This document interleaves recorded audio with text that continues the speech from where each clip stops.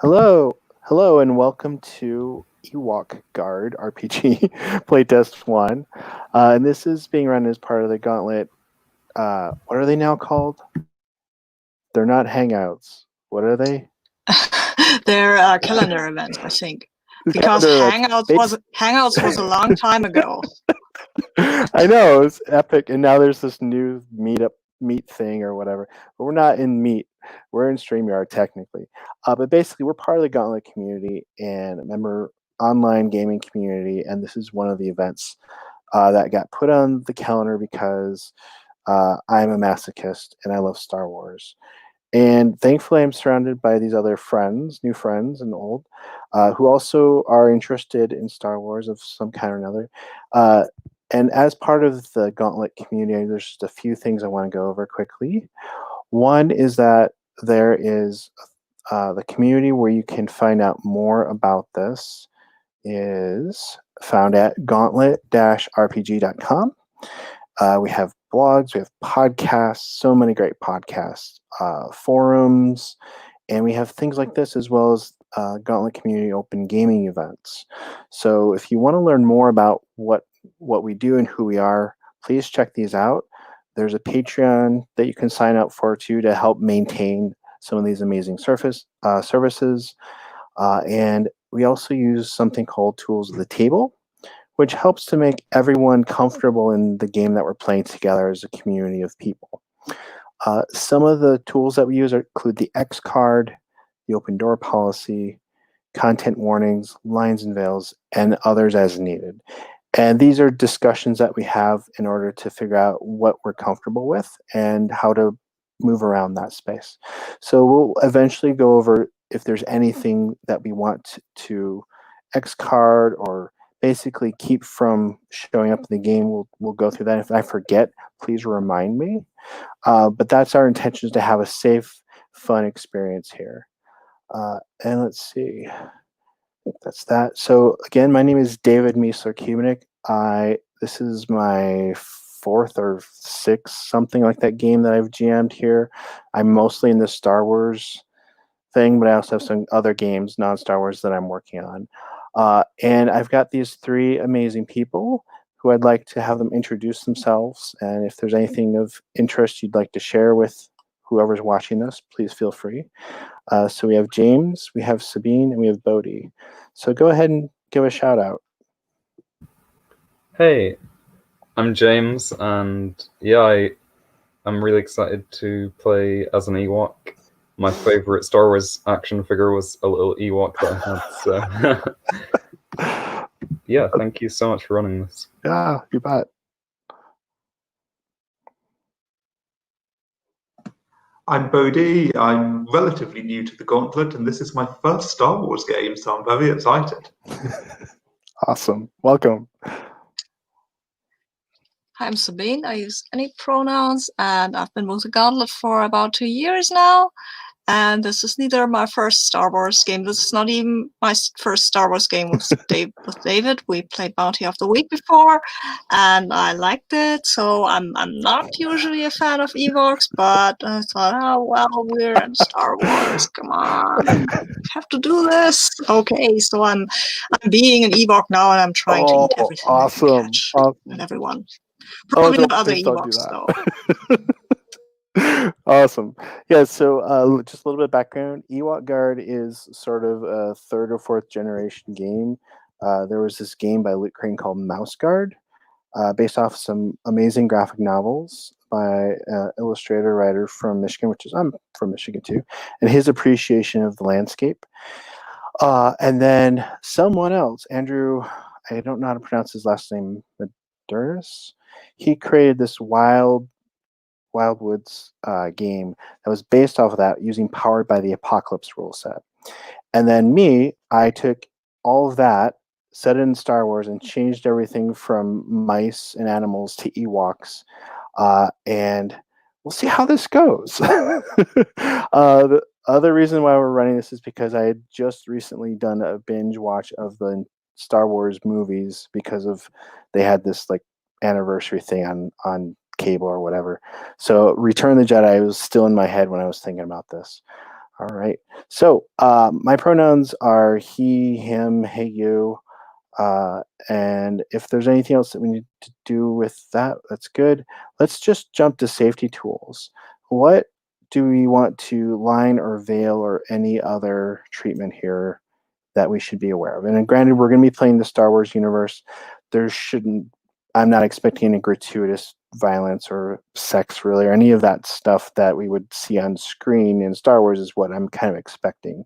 So is there anything in particular that you'd like to put off the table or veil or anything? Well, I would like to, just to say it, I would like to sexual assault or coercion. I would like to put that off the table. I have never encountered anybody who would want to do that, but I still feel more comfortable if I know there's a line that won't be crossed. Also, I'm not a huge fan of torture, so we can, if we have to do that, then maybe we can veil it. So that's my... Sure. Anything from anyone else? No? So if things come up, you can use the X card. You can, however, in the chat, I may not see the chat right away, but indicate in some way to me, and I'll try to notice it, that we can retcon, we can script change, we can do whatever we want to get back to the fun. We don't have to discuss it, but if there's something that I don't understand what's being referenced, I might ask a clarifying question to figure out what that was, so I try not to repeat it again. Understood? Okay, awesome. So we have these 3 amazing Ewoks, and I've got a character keeper here, and it looks like we have Sabine is playing the Scout playbook, James is playing the Woodcutter playbook, and Bodhi is playing the Hunter playbook. Very awesome.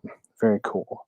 And so let's see. So we're going to have to be referencing the PDF. Does everyone have a copy of that PDF? No? Okay. Let me go ahead and email that out to everyone so you can choose your stats and moves and things. So let me just go ahead and pop over there and do that.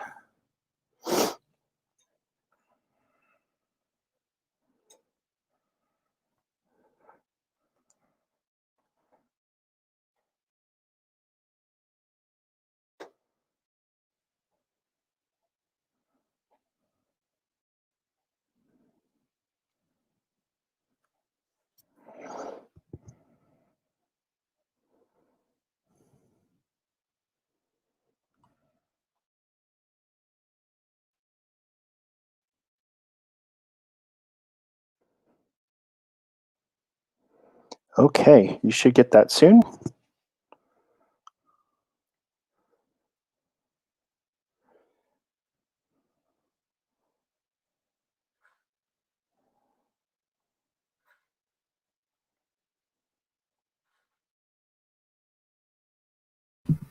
Yeah, I just got it. Awesome. Awesome, thank you. Yeah, no problem. Yep, me too. Good.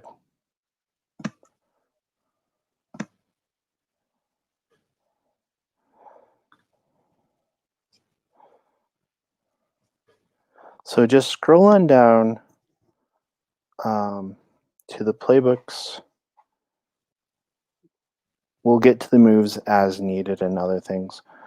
And then just find yours, scan through it, fill in your stats, choose the appropriate moves, and we'll kind of go through these. So one of the things that's a little different in this game, the name, what your name is, there's probably a meaning to it. We don't have to go too in depth on this, but think about it in terms of like something that's fun or interesting. And it could be like a couple of adjectives thrown together. It could be a made up word. However you want to put that down, it's totally fine. And then the season is kind of your age bracket as well as your role in the community in general. The look should be fairly self-explanatory. Relations, just put in like your immediate family information. And then totems, everyone's going to have a headdress. And then everyone should have different set of weapons or symbol or other things. And then once we've gotten that, we can go into the history that everyone has with each other, and then finish up with moves or any other questions that we have.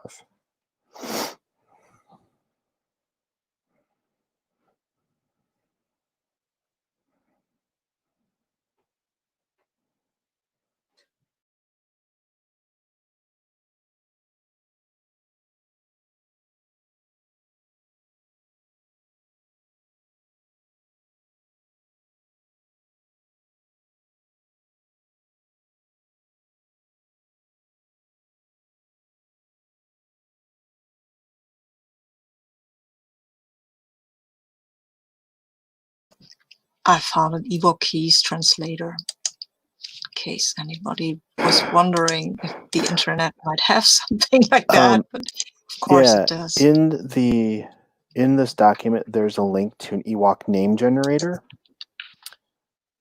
Let me see if I can find it. That's very good because I'm terrible at coming up with names on the fly. Yeah, me too. My NPCs kind of suck. They get stuck with like George. Let's see if I can. Exactly.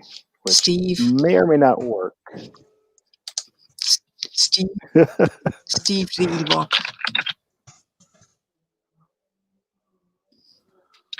Of course, now I can't find it when I'm looking for it.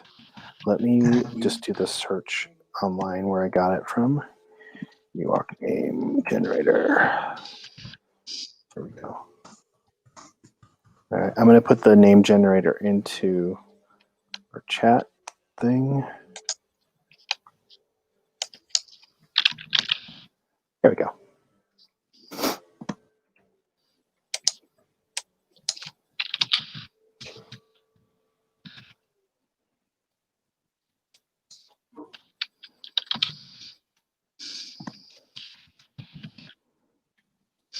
I have no idea who the programmer was making this up.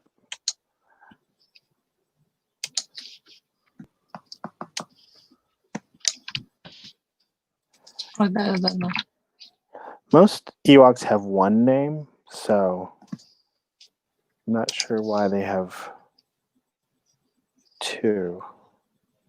And they're by gender. How interesting.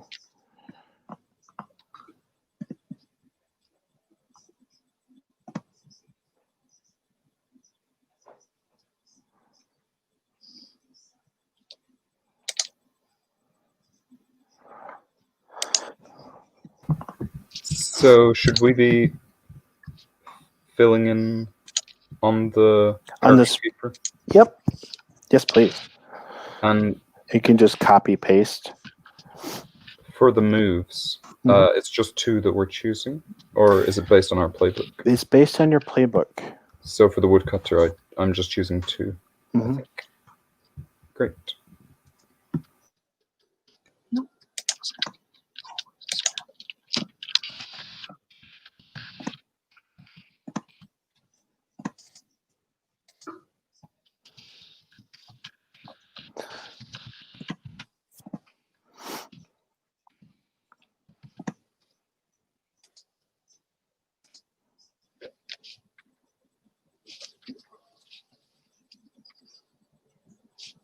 Okay. Let's see.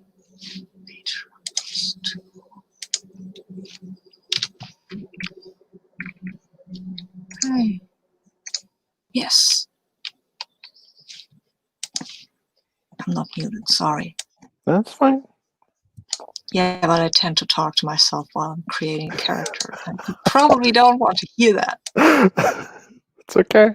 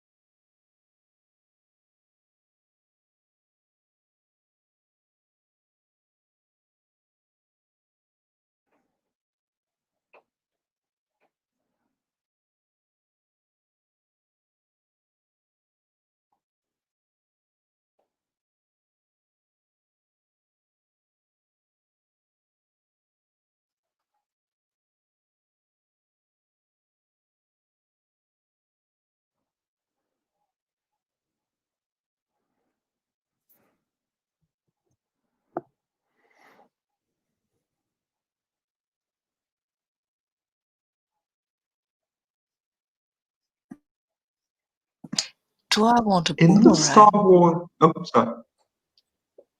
What's that? Yeah, just a weird question. Do I want a boomerang or a blowpipe?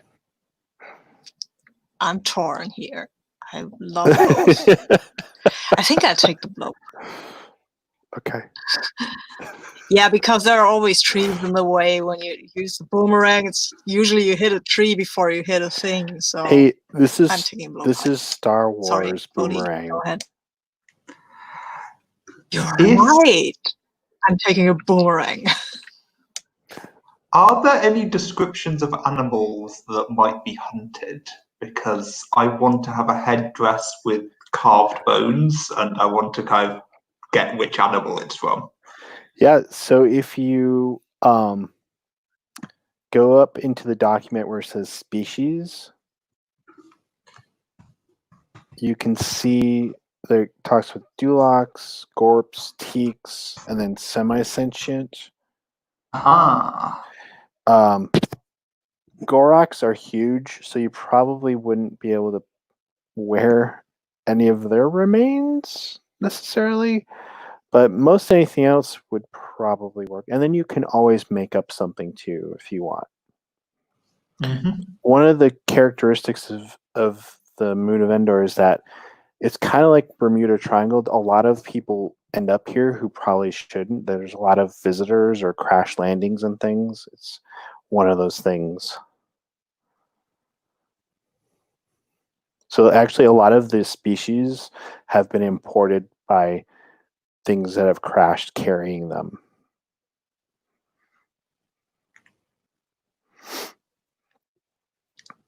So I mean, you could have Jawas here for all we know. I feel bad hunting a Jawa. Don't hunt a Jawa. But there are plenty of things in the descriptions if you just want to choose something too. Sure. I'll have a look.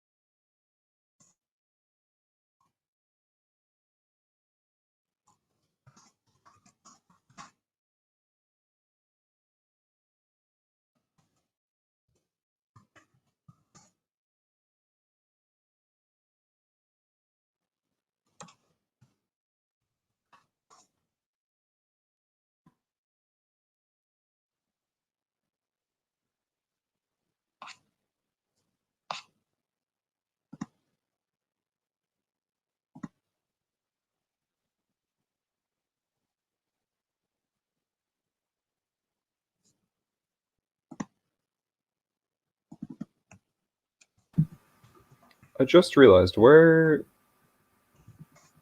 Mhm. Okay. No, I was wondering where, with the history, Yeah.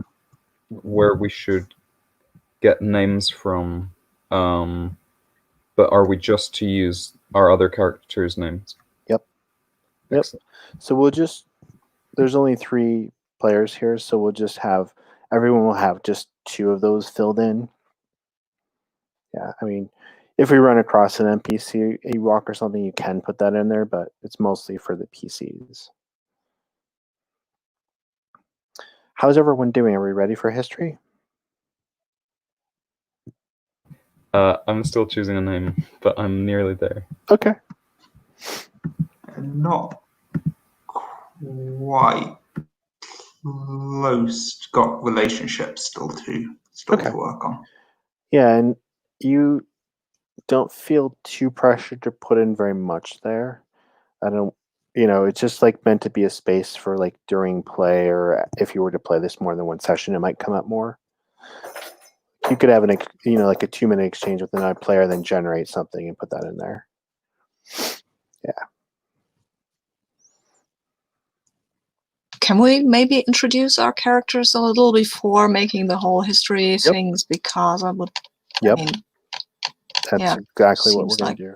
I should do that. Yep. Okay, cool. Then I will stop doing what I'm doing and wait for an introduction. Okay, so but family and village, I'm pretty much like I can do whatever I want, right? Yeah. So the central village of this game is Bright Tree Village. That's where Chief Chirpa and Shaman Logray, that they're kind of like, if you were thinking of Mouse Guard, this is like the main village of Ewoks in here. And they're obviously outliers and things, but for the sake of our story, that's kind of like the hub of our civilization and where the guard are trained and where they're assigned from. Okay.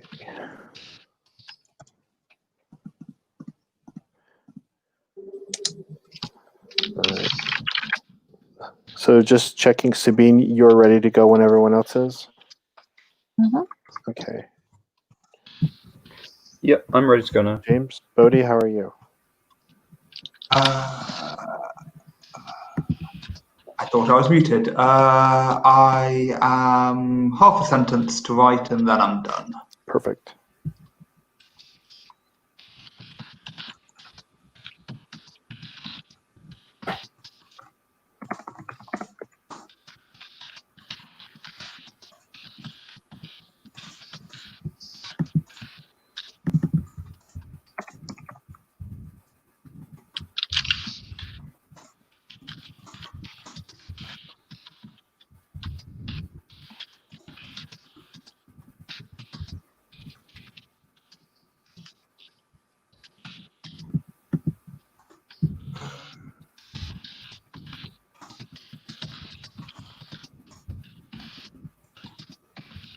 Yep, I'm done. Excellent. Good. All right. So why don't we go James, Sabine, Bodhi. Go ahead and introduce your Ewok. This is exciting. Yeah. Okay. I'm Magi, and I'm an elderly Ewok. I have dark brown fur, and I'm quite stocky, but I have piercing eyes and a playful demeanor, a bit mischievous. I was found by the last woodcutter, and they brought me up, and I'm the woodcutter of my village. I'm the last remaining member of my family, but I've helped in the village to kind of rebuild and reconnect with the trees. And my headdress is a small coniferous sapling, a small pine with the roots kind of like they've grown around me, and I water it regularly. That's awesome. I could see like animals wanting to make their home in there.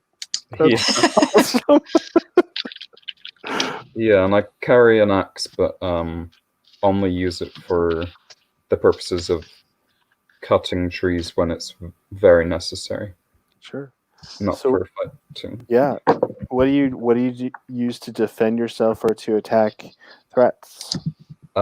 So usually I would use stones or things I find around me. Okay. Awesome. All right. Sabine?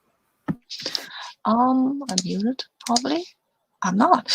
Very nice. So I'm going to play Thukra, which means stone walker, because Thukra likes stones. I mean, not as much as trees. Obviously, trees are awesome, of course, but they like stones. Yeah, they're a scout. That means that they're out a lot. They have gray pelt, they're lean, have decent eyes. They're usually friendly, but a bit like, okay, yeah, but still a bit distant. They like being alone in the woods.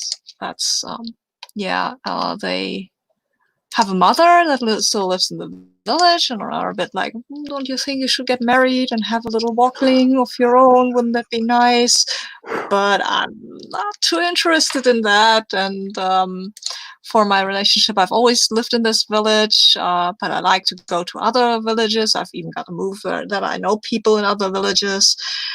But one day, you know what? There are people in the sky. You know that? I would like to see that. Yeah, that's what the things falling down come from. And my headdress is a small cap that leaves my ears, leaves a lot of space for my ears to swivel around because I don't like things restraining my ears. I think that's bad. There are small pebbles around the edge of the cap just as a decoration. And my talisman is a strange glowy stone that I found in the woods. It's not from here. It's not. Ooh. I mean, Magic. It's definitely magic, yeah. But I found it, and it's that the shaman has told me that it might be his, but I found it, and I don't think he should have it. Because Awesome. That's great. I like it. It's my talisman. It's my source of power. And sometimes in the night, I think it speaks things. Maybe who knows? Okay. Stone is fine. You both of you better keep an eye on this Ewok here. Definitely magic and not radioactive. No, it's not radioactive. There's no like band of fur slowly falling off around it. All right, Bodhi. So I Mimet, who was named, isn't the name that they were born with. They were named after a local river, and they like to say because they're swift like the river, but it's actually because they fell into the river during one of their early apprenticeship hunts. they have red fur, slim and daring with gentle eyes, and as well as being a hunter, they're also a bone carver, which is what their family would have liked them to be because they come from a kind of multi-generational established family of artisans, and who were quite profoundly disappointed when they decided to go off and spend their life hunting and then join the guard. I mean, it's not a respectable trade for that family, and so I've come from a prominent Bright Tree family who've always lived there, but are a bit of a disappointment to the family. And their headdress is a circlet of boar wolf teeth intricately carved, and that's made from the creature that they hunted as their I'm not quite sure what to call it, but it's the hunt that ended their apprenticeship. It's what would be I guess, a journeyman piece for an artisan, but it's the final qualified hunt that kind of established them as a hunter in their own right. Yeah, it's like your initiation or graduation into the full service. Yeah, that's awesome. That is really cool. We have some great Ewoks here. Oh my gosh. And we need to get one of those 3D printing machines for all three of you. These are great. Perfect. Okay, so do any of you remember what the premise of this scenario is? No. Oh, okay. All right, let me go get that. I got it right here. Okay, so this is what you're in for. Oh, great spirits, a terrifying behemoth Gorax attack distant and crucial Springrock tree village. Fortunately, your patrol is only a day away. You've chosen to travel there and bring whatever aid you can to the village until reinforcements can arrive within the week. Who knows what devastation or danger awaits? Fear not, for we are the guard. All right. Do you have access to the link I put in the chat here for the map? Okay. Open that up if you're able to.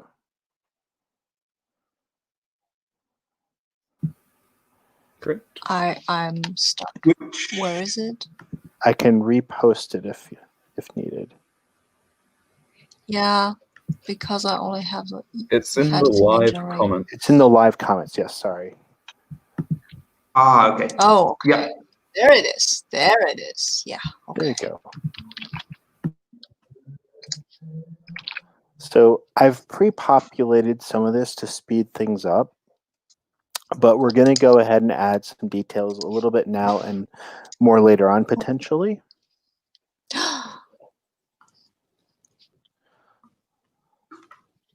So kind of towards the middle near the bottom is that Bright Tree Village, home of the Ewok Guard, kind of the capital village as it were. That village that's kind of just nearby, kind of up and right, northeasterly, that's unnamed. I figured if we wanted to give it a name or if it was important, we could assign it a name. There's a river that kind of goes between Bright Tree and Springrock, which is the destination village. The X near there is where you're currently positioned, about a day away from the village. That black area near the bottom right, that's considered cursed. So if you haven't had a chance to read the rules yet, there's a reason, because let me find that thing here. Not that. There's basically a great evil in your world, right? Here's sort of the script here. We are Ewok, children of the great tree. We protect the forest that lives between ground and sky. All of this is a sacred place we share with others until the skull moon appeared above us. That is when the night spirit left our dreams to walk among us with fire and death. Since then, Ewoks from all villages have come together and vowed to fight as one guard against the night spirit and all who seek to harm the forest. So the skull moon is the Death Star, the second Death Star. And basically the night spirit is a belief of terror and things in the Ewok culture. And it visits you when you're dreaming. So when people have bad dreams, they often attribute that to the night spirit. And they blame other things on the night spirit. For people who sleepwalk and fall to their death off of their village up in the trees and things like that, that's the night spirit. But now they've associated this manifestation of this thing in the sky and the things that come out of it as basically the night spirit is real no matter what time of day it is. So anything that comes from that, the dead birds that bring these things down, like the shuttles and things, the people who come out of them, they're all considered spawn of the night spirit. So that black area on the map is considered where that exists and to stay away from it. Make sense? Yeah, wow. Okay, cool. So I'm going to ask you some leading questions. Let me get my document here. There we go.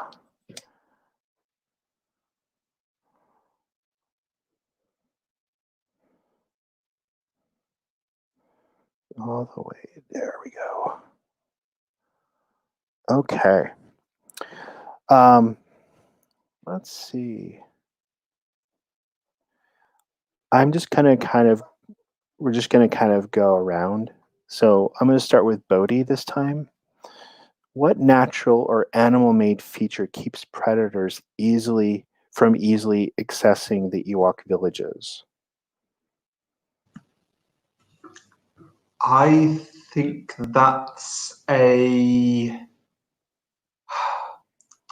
living wall of braided vines, braided thorny vines, and there's a specific profession in the villages that consists of braiding these vine walls and keeping them maintained. Like a specialist gardener or something like that. Yeah. Awesome. Wow. That's kind of scary. And I think I want to add to that that the kind of best and most experienced vine braiders also kind of braid artwork, braid designs into these walls, so it's a decorative as well as a practical feature. That's fascinating. Oh, I'm just thinking, like, what if we made art out of barbed wire?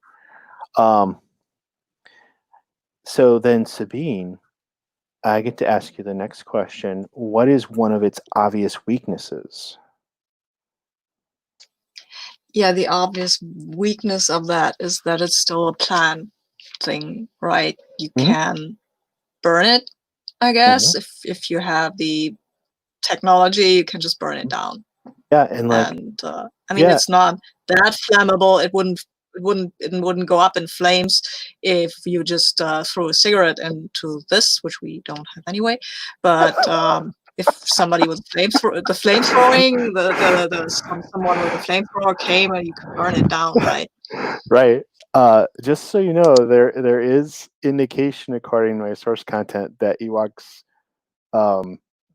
can smoke. Oh,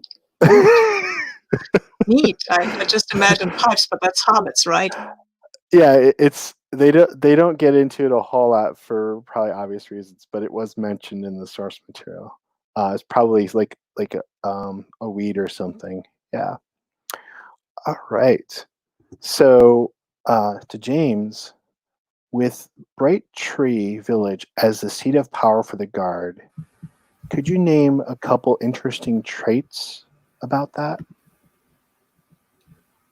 So I think Bright Tree is quite literal, and the tree is kind of like a beacon, and perhaps at the top of the tree there is this like large bonfire that's used for various signaling purposes to the other villages. So is this like it's basically a secured, like, yeah, they have a way to prevent it from spreading, right? exactly, yeah. Okay. Which is like, that's a lot of maintenance in itself, so that's why it's only really this central, the capital village, that's kind of capable of having this bonfire. That's so cool. It makes me think of Lord of the Rings. Yeah. With those signal fires. Cool. All right. And I think if that was ever to go out, then it would be like a signal that something terrible has gone wrong. Oh, so it's like an eternal flame? Yeah, exactly. Oh my gosh. Wow. Okay. All right. Then back to Bodhi. What are your relationships? Well, let me split this up. What is your character's relationship with Chief Chirpa? He's the head of the Guard, head of most of the Ewok, mostly of Bright Tree. If you think of like a chief or a mayor, each village has its own person in charge. What is your relationship for your character with him?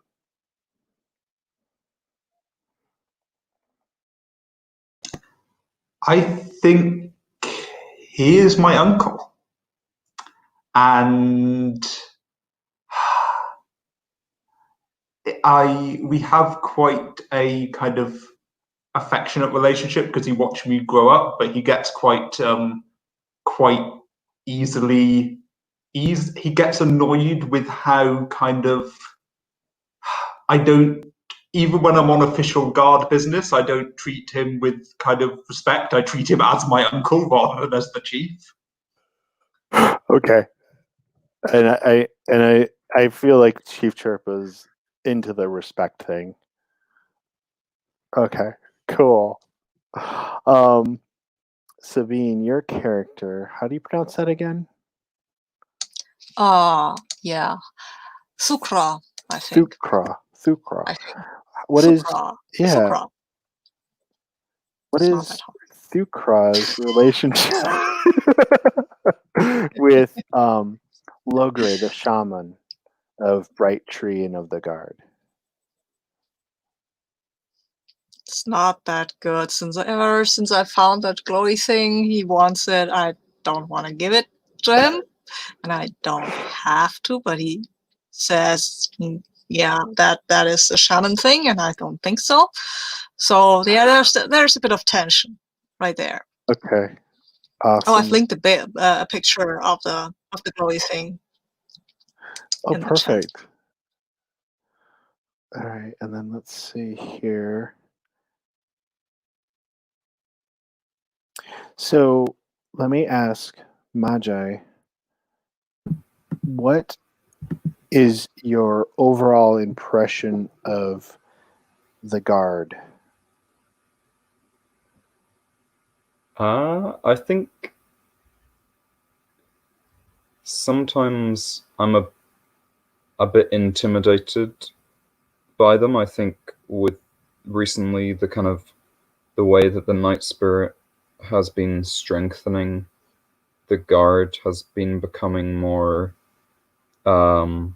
active and aggressive, and I think sometimes that intimidates me a bit as somebody who is more in touch with nature.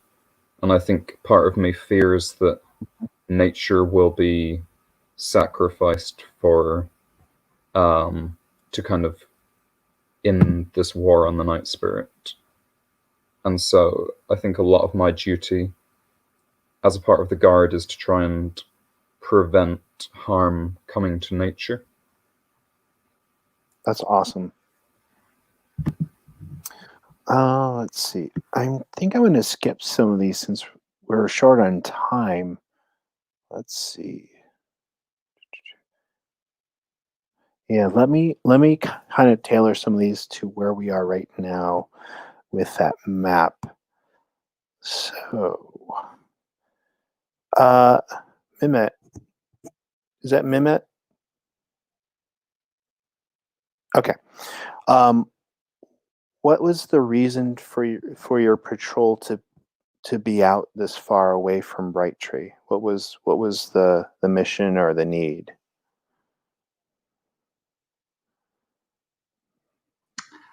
I think that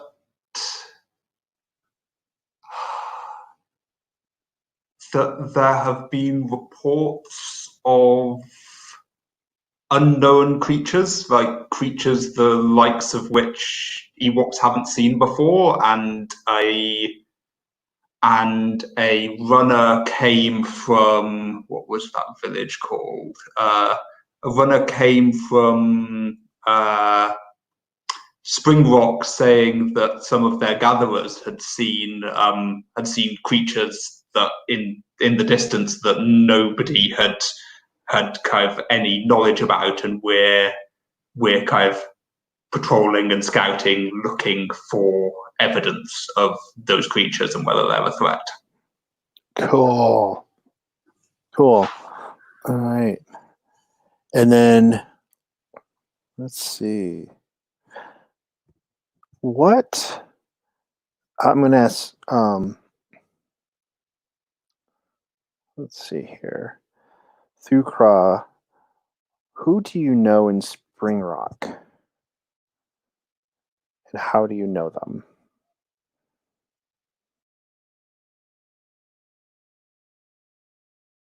Are you muted? Sorry, who are you asking? Are you asking me? You, yeah. Oh, sorry. Yeah. Who do I? I need the name generator. But I think who I know, I will not give her a name. But I know this. I think she's well, she wants to be a scout, but her family is like, no, you have to be a basket maker because we need to carry things in baskets, and that's very important. So you go be a basket maker. But she really wants to be like a scout, like go out in the wild and track things down. And I've maybe have been teaching her a bit how to do that. But right now she's still with a basket maker skill because it Awesome. is important to have baskets. So. Awesome. And lastly, let's see, I'm going to ask Magi, what rumor have you heard about Springrock? What sort of ill gossip or news have you heard about the place? I think I've heard that they have, maybe inadvertently, they've let a spawn of the Night Spirit into the village, and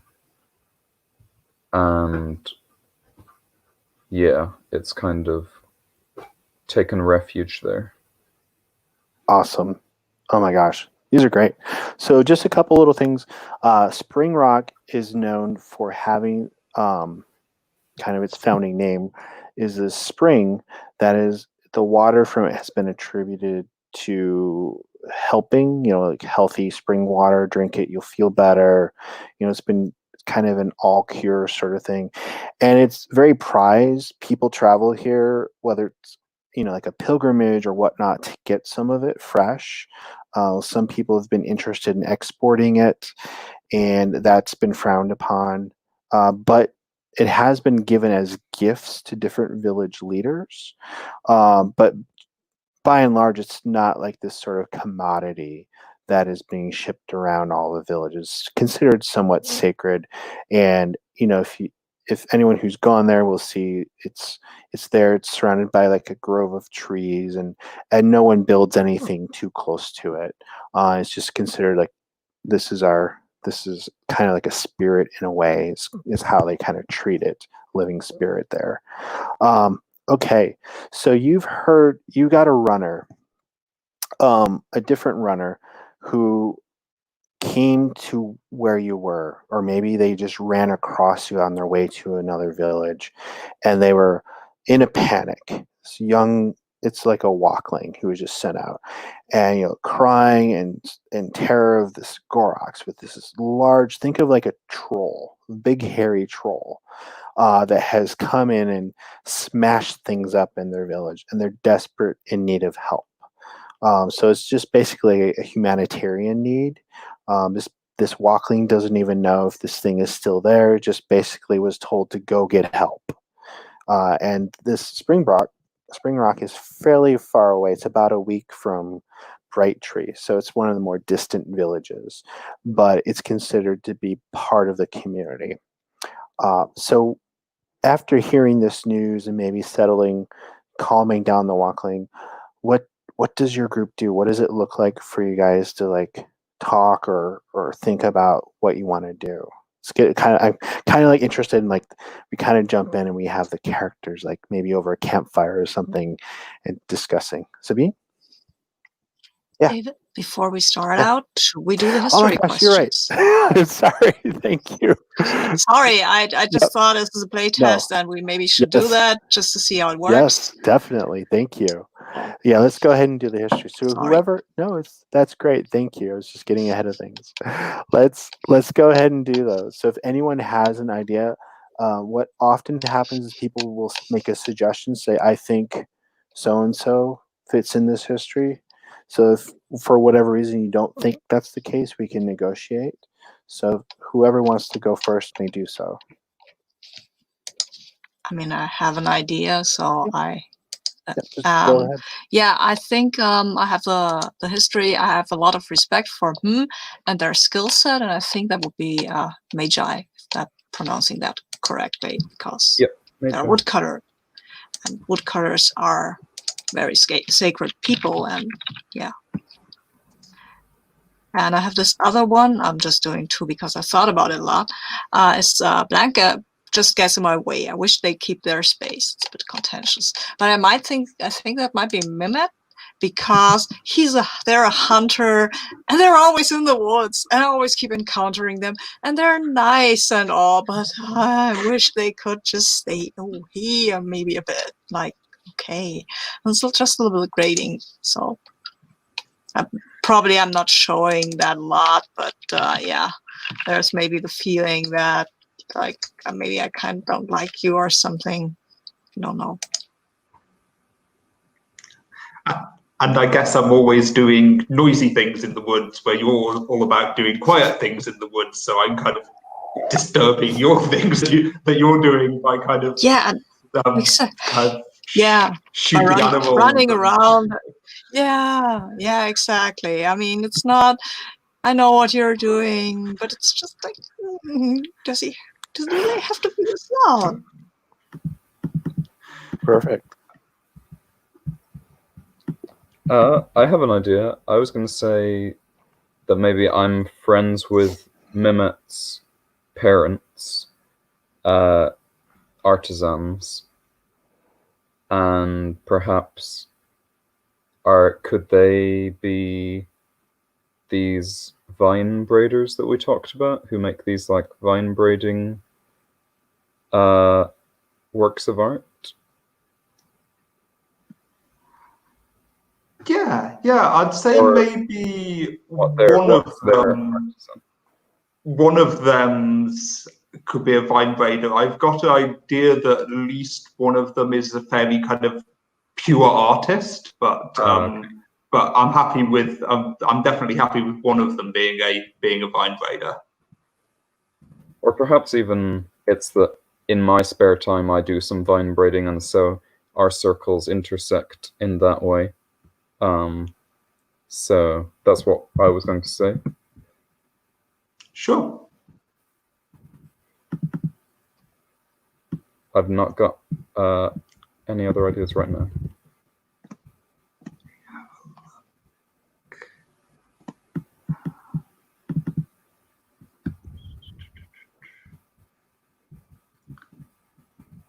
Well, I think it's fairly symmetrical that I keep butting heads with Thukla,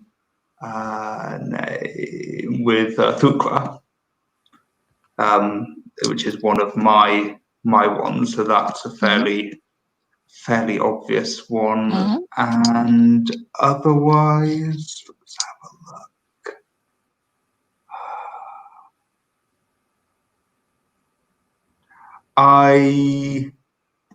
I think that Magi has a lot to learn about fighting, and and I'm always on Magi's case about kind of, if you're going to be in the guard, you need to learn to fight. You need to actually carry a weapon that you're willing to use, and not just kind of this sacred axe that you'll barely ever use. Because I'm imagining Mimette as a kind of a very practical person, and that's a kind of rebellious thing because their parents are all about the art and the kind of aesthetics. It's like I'm very kind of pragmatic and practical. Yeah. Yeah, I've had an idea for so my other history could be that I keep catching Thukra going through my things. I think it sounds like I don't know why I would do that, but okay. Well, I think it's because I consider a lot of the forest to be kind of my domain in terms of I'm very particular about the paths that people take. And so I have like some small places in the forest where I hide things. And so I think as a scout, often you'll be out and you'll find these things, and you're so curious, you start to kind of rummage around. But yeah, I mean, sure. So Okay, yeah. Yeah, when of when your course. I when find your something. backyard is the whole forest. Yeah. Yeah, yeah. I mean, it's mostly like I want to see if it's dangerous or anything, and if there are stones that don't belong there, then we'll put them where they belong because stones are important, right? Mhm. Definitely. Yeah. Awesome. Great. Did everyone get there too? Okay. All right. So, well, does anyone need a bio break? Or are we good? Maybe a brief one before we start jumping Yeah, into the absolutely. action. Yeah, if we want to take like a couple minutes break. Yeah. That'd be Yeah. nice. The other question that I have, is, are we interested in able to extending this by 1 hour? And if not, that's okay. Only I am. because it's very warm. I think I might not be able to do a full extra hour, but Okay. I'm more than happy for my character to kind of drop out if you're still happy to keep going. Okay. Sure. It's fine if we don't technically finish, but I think as long as we get in and see how things go, I think that's Yep. fine too. All right, perfect. Let's take like a 3-minute break, 5-minute break, and start back up. In my time, it's 2:10, so 2:15. Okay, great.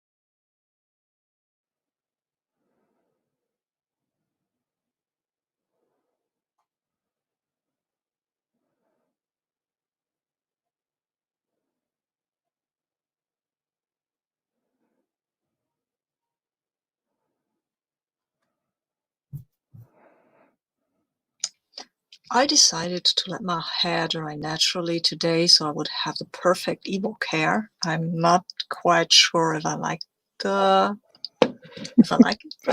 well.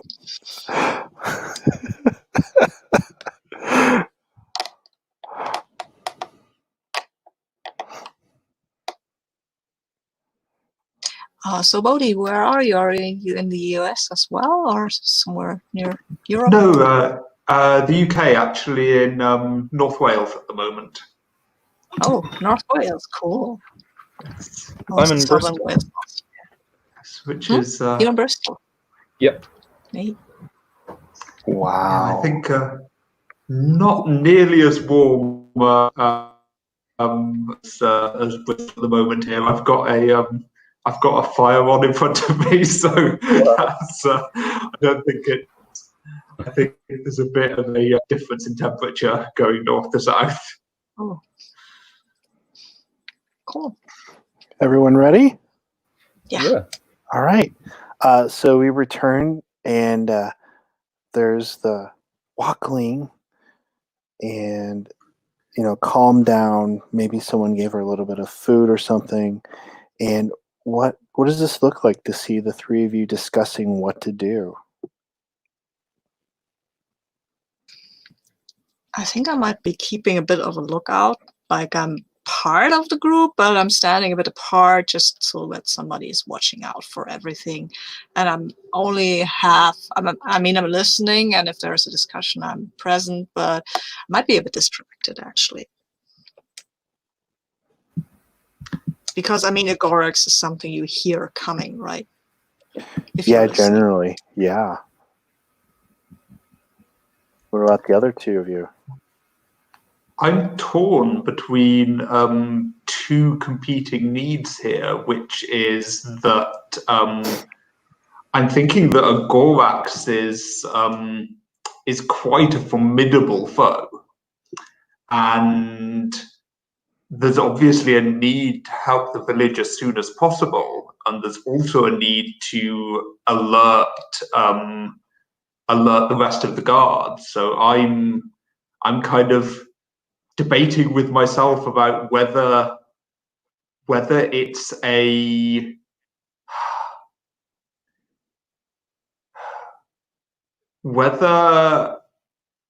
something that we can do to send the Walkling on alone to find more people, because we'll need all the people here, or whether kind of sending a Walkling on their own further into the forest is just kind of totally irresponsible. So it's I'm kind of wrestling with a bit of a dilemma.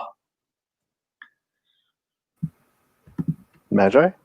I talk to Kanash, and I don't have to. I come sort of to their eye level. I don't have to get down very far. I'm quite short, and I kind of try to look into their eyes and just get a sense of like I guess I'm trying to like empathize with the fear that they're feeling, and then I say, we need to warn Brighttree. We can't let this monster destroy our home. And I'm almost talking to the trees more than I'm talking to the people around me. Mm-hmm. What can we do? So we could send Kanash to go to Brighttree, I guess, and go for ourselves to see where the Gorax is now, if it's still in Springrock Village, or if it's moved on. Kanash kind of reaches up with one of her paws, like to touch your headdress. Do you let her do that? I kind of lean down and say, be one with the trees, and you'll find your path through the forest. Oh, this is cool. Let's see here. So I feel like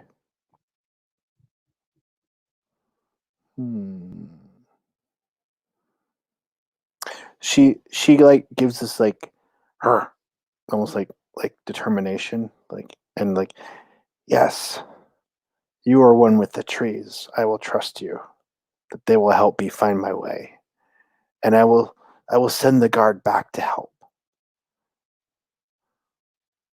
You see burning in her eyes, like, I will do this.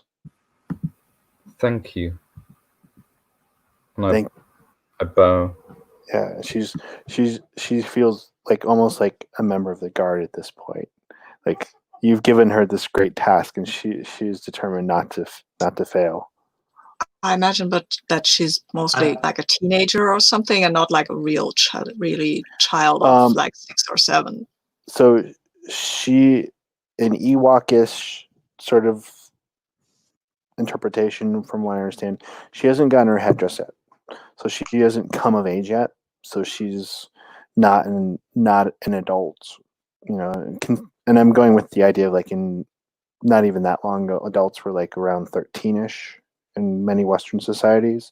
So she's a little bit underage, but she's determined. I'm going to make it.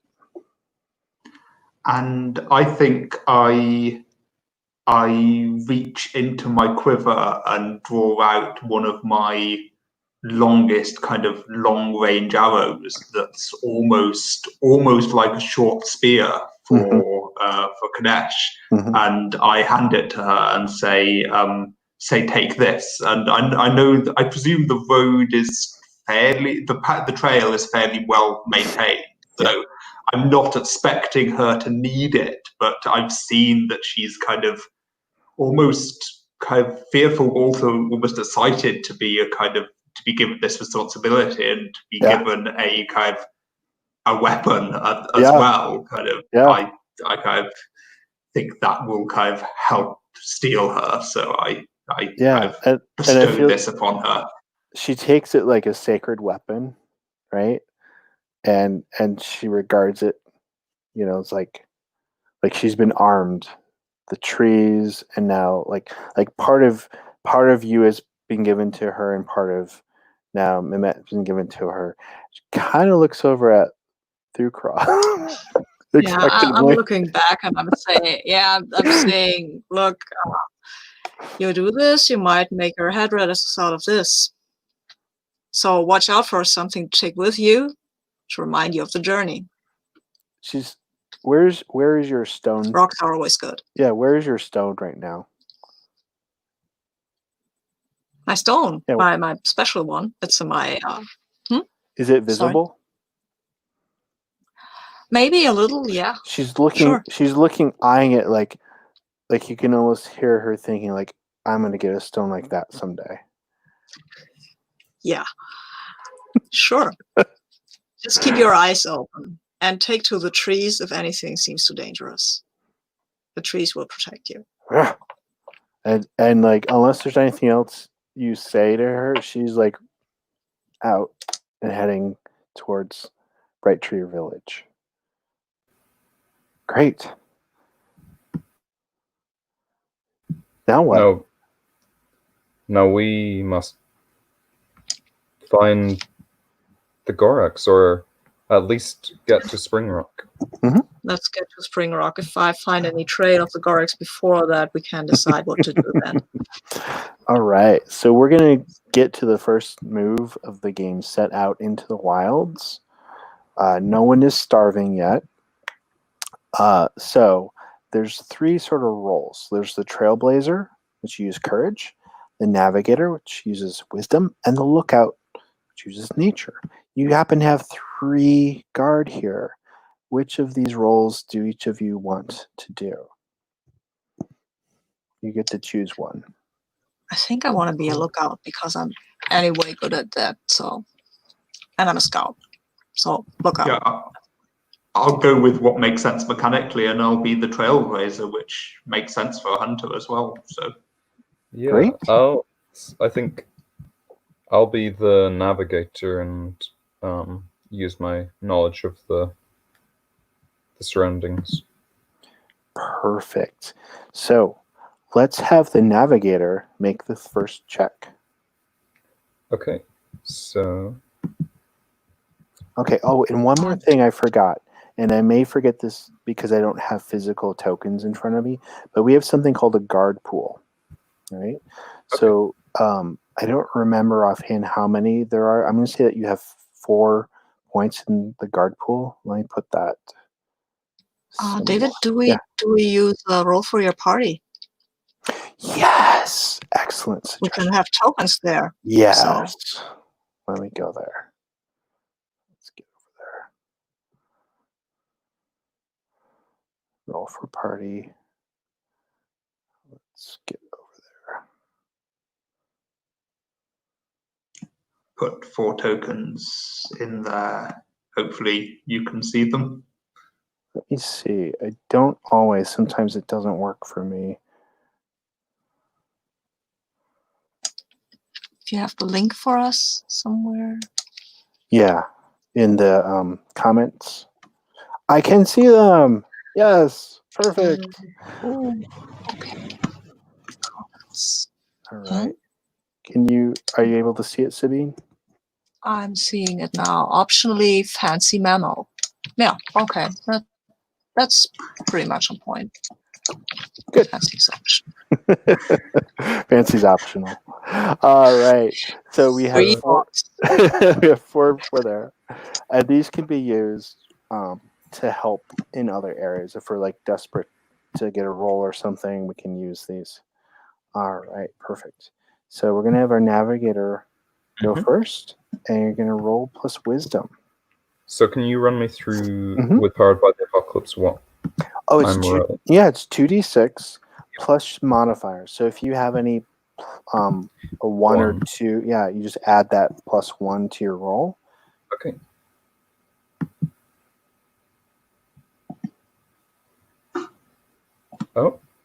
Oh, did I roll as Thukra? I see you have you've chosen d8s instead of d6s. Oh, no, I see what I did. There are 2 d6 boxes. Yes. Apologies. No, it's the interface. Don't worry about it. Ooh. Okay. So you got plus your plus 1. That's a 6. Now. Okay, we have some options here. Someone else can try a help out, and that's another move. And they can say how they're helping, and either spend 1 from the guard pool or roll plus courage. So, would anyone like to try to help out here? So remind me what this roll is for. What's that? Remind me what this roll is. Yeah, so he's navigating and got a 6, which is a failure. And so if we want, and we don't have to, but if we want to get a partial success here, get a 7 to 9, then someone's going to need to help out in some way to help him with the first part of your step towards getting to this other village. I wouldn't mind helping. Okay. I mean, he's a woodcutter. Trailblazing is not the same thing as cutting sacred trees. So I would like to give him just some pointers where to step and where not to step, and how to be quiet on the whole thing. Right, okay. Because I've been there before. I've been to Stone. I forget what the name for it is. Springrock. Springrock. You've been there before, right? Yeah. So and I would spend a token because we have 4, and I think I want to try this out. Okay. So thank you. All right. So we'll just spend one of those 4, and you'll get a 7 to 9. So on a 7 to 9, you have a hard time keeping up. How does this affect the journey? Okay. So what I'm going to say is that you find your way through some thickets and things. It is in the correct direction. And last time Thukra was here, these weren't here before. And so they're sticky, they're annoying. They don't, unless you intentionally stab yourself with them, they're not going to harm you. But it's just a really painful sort of not a good trip so far. It's very unpleasant, and they get stuck in your fur, and like at night you're going to have to spend a couple hours getting them out of your fur. So then what we're going to have next is our trailblazer is going to go and see if we can help. This is why I like rocks better. I don't get stuck in the fur. True. Pointing out the benefits of rocks. You can't burn rocks for firewood for heat. That's an issue. So we'll have. Who is our trailblazer? Is that Mimit? Yeah. So Yep. perfect. Go ahead and roll. Yeah, you're going to roll plus courage. So that is a 10. All right. So this is what you get on that. You perform your duties exceptionally well and add 1 to the guard pool. So we'll back up to 4. Hey. All right. So you guys find a clearing or a pass that gets you out of the thickets and towards maybe more of the regular road, and you keep moving along. Perfect. Good. So you're making great progress. And then let's see here. Okay. Now we're going to have the lookout roll plus nature. Yeah, let's see how that goes. Oh, come on. Okay, I've rolled 7, so I'm at a 9. Okay. So either anybody helps me out, but I guess 9 is fine, right? Sure. We've got Yeah. I think because we are all a bit on edge, I think I do want to help to see if we can push this up.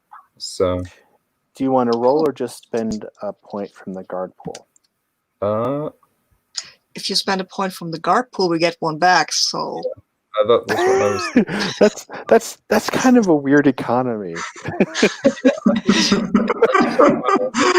It's like that doesn't feel right. But I think the idea that we are being vigilant as the guard. Yeah. So I'll use one of the tokens. Perfect. So, which comes back in. I'll just. I wanted to talk to Andrew about that and say, is that how that works? Okay, so here's the thing, because you were really good there. So I don't know if any of you saw in the document something called grass trekkers. And let me go up to that. Grass trekkers. All right. So grass trekkers are, and this might be the hunter who knows this, they're semi-sentient predatory mammals native to the forest moon of Endor. They're aggressive and warlike and attack any groups with whom they come into contact with. Because of you getting back up to a 10 and all that, you notice their tracks and you basically are able to avoid encountering them. Okay, you see Mimit's probably like, hey, let's not get into this, because they're basically, think of like a land-based swarm of carnivorous, fast-moving creatures, which could harry you quite mightily.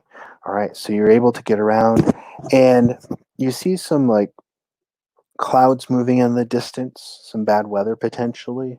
So what are you going to do to take cover for this weather? do we need to? I mean, do you want to press on? If it's Do you want to raining, press? I mean, Yeah. Yeah. Okay. I mean, I don't know how what the weather is like on that road, because if it's very stormy and stuff like that, you should take cover. But if it's just rain, you get wet. I'm going to ask our local woodcutter how bad storms get out here on Endor. Is this something to be worried about? I think I'm a little bit immune to the severity of the storms. I think a lot of the other villagers will see, they'll see thunder, they'll hear thunder, sorry, and they'll take shelter. But I'm fairly confident, and I've never been in a storm that has truly like harmed me. I think unless you're, because there's always the forest canopy, unless you're up in the treetops, then you're fairly safe under the canopy, and often that will shelter you from the rain even. So I'd like to draw your attention to the map. And you're now in an exposed area. There's no tree cover. And there's a fair amount of like ditches and ground that unleveled ground, for lack of a better word. Where if there's a flash flood, it might be dangerous for you. Well, in that case, there might not be many places for us to shelter, so maybe pressing on is the thing to do to save us from being caught in some kind. Yeah. Yeah, but we should try to keep the high ground. Yeah. One thing that I'll say definitely happens is that there's too much rain for me to safely use my bow, because it's bows don't work very well in the wet, and so my bow is unstrung and back in its waterproof case because I don't want to risk breaking it. Sure, definitely, good. So I feel like you're pushing yourselves to get to the village, to get through the rain. Does that sound right? Okay. Does anyone have any special moves or anything to kind of force march yourselves there? No? Okay. So here's what I'm gonna say. Is that you all arrive, but you're all gonna take the condition of tired. Oh, we lost someone. We lost our woodcutter. Oh no, it was the flash flood that took him. Well, he's of the winter age, so it's more difficult. Oh no. Hey, are you survived? Yeah, I don't know what happened. All right. So you all arrive in the village. The rain is coming down really heavy, and it's basically like around 3, 4. The sun hasn't come up yet. You're all tired, very tired. There's a lot of like mud ponds and things. Things look kind of smashed up around here, presumably from the Gorax. You don't see anyone on the ground, which is pretty common. But you don't see any lights on above either. Would anyone care to think about why that might be? Any theories? Why there are no lanterns or anything on? Maybe they. Yeah, go ahead. Oh, I was going to say. Sorry. Perhaps it is that they're trying to kind of not attract the attention of the Gorax or any other. Yeah. So hopefully it's like that there are people still here, still Ewok here. But yeah, that's probably a fairly safe thing. So what do you want to do? Do you want to try to get access to some of the village, or do you want to just kind of scout around down here, or what do you think you want to do? I have a friend in this village. I have a rule for that. When I enter a village, I can declare that I have a friend. We have done that before, who lives there. You and any guards with you take +1 ongoing with them for the duration of the stay. So perfect. So you're just going to head over to her home? Yeah. Okay. So this Springrock isn't like Bright Tree. There are not massive trees out here. There are some trees. There's some rock formations, and they're kind of a hybrid sort of thing with the hills and so forth. And then you also might notice in the map that there's this river that kind of goes through there too. And the river is quite high from the rain. So there's a lot of like deep puddles and things in the area down here. So it's really muddy. It's like I said, there's some broken things here and there. You hear some animals in the distance, but there's not very much actual tree cover. There's kind of like the rocks, and there's like some trees, and as well as some like lumber that's been used to kind of fortify their village off the ground. So you head over to, what was her name? Firas.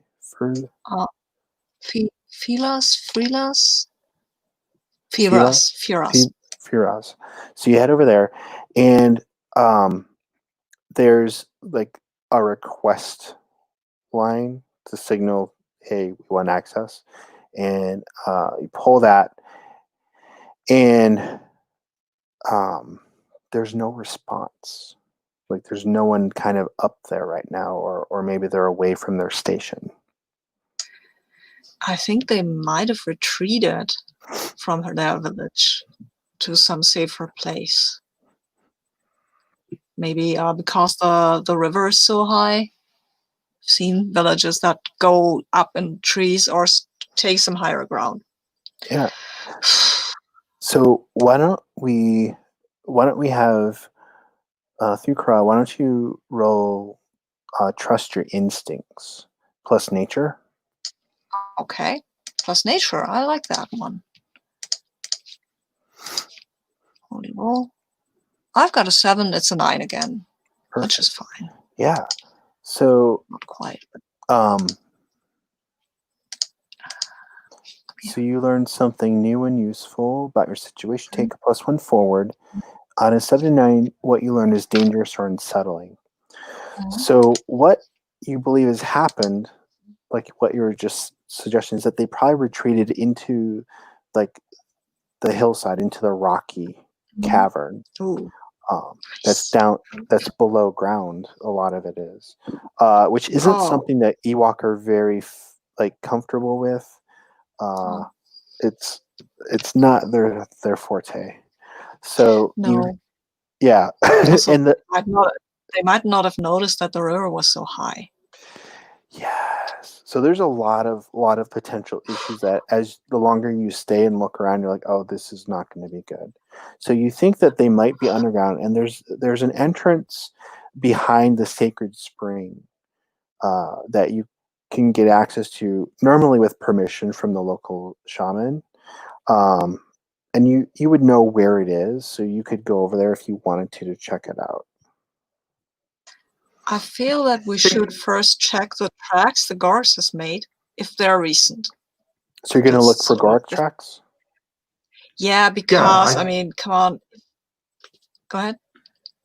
I was going to suggest that it might make sense for Mimette to do that, being the hunter, to make that role. I've got a move to follow tracks. So okay. In that case, no, go for it.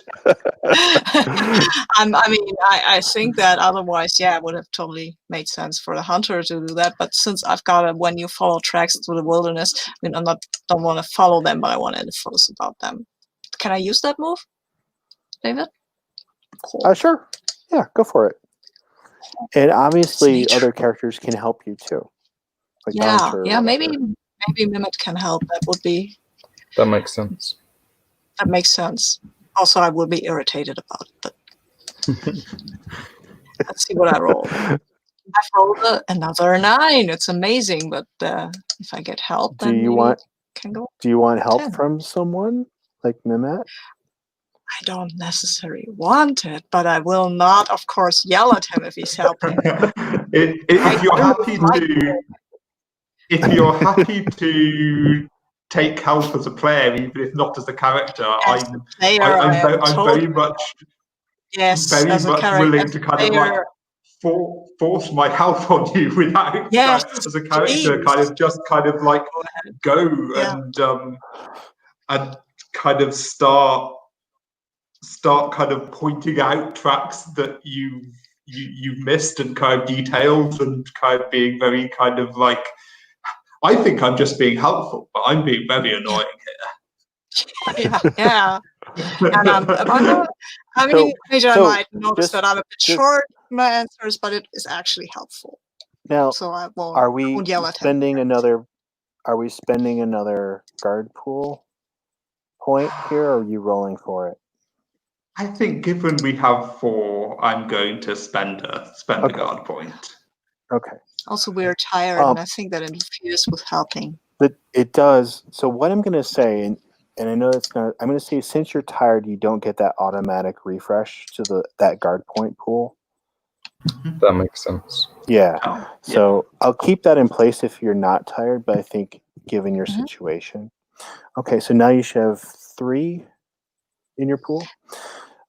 Yeah. Okay, and you got a full success. What does your full success say? It says on a 10 plus. Am I muted? I'm not. Sorry. When you fall on a 10 plus, you are able to follow their trail, identify who and what they are, and learn something interesting about your quarry. So interesting. How Yeah, long ago were they here? Yeah, so say like about a day ago. Oh, okay. I mean, the water has messed up some of the tracks, but you can I mean, this is a Gorox. They leave a big imprint. You can definitely tell like where they came into the village, where they went. They kind of stomped around, created havoc, and then left. From what you can tell, like kind of like the same direction that they came in. Okay. And normally Gorax, when they come into an Ewok settlement, they're after Ewok to eat them, like as a food source. So you don't know if that was successful or not, unless you spend a fair amount of time in the conditions right now where it's dark and it's raining, all that. It's gonna be really hard to kind of investigate what all's going on. So you might want to wait till after it's raining and daylight to do a more thorough check on that. Yeah. Also, we can just go and find the people and ask. Yeah, hopefully the people are still here. Yeah. So while they were doing that, Magi, what were you doing? What were you thinking or doing? I listen. I think I want to listen to the trees. I know this isn't a tree covered area, but right. I think maybe there are like even some very small ferns, small like piece of foliage maybe on the riverbank. There's some scrub and things like if you continue to kind of go northwest, it'll be more like deserty, like kind of like Utah-ish. Okay. Which probably doesn't make any sense because you don't live here. No, I have an image of that. Yeah. Okay, yeah. So yeah, go ahead. You're gonna roll plus nature, and then tell us what does this look like? You're commuting, listening to the trees. What do we see as an audience? I think I have this headdress that is a small sapling, and I kind of get down into like a little ball, and so I almost just look like I am a tree, and then I start swaying side to side so that I kind of become a part of the foliage, and I really listen, and I think I stay silent because trees are quiet. Wow. And then I'll roll. Okay. With my +1. Yeah.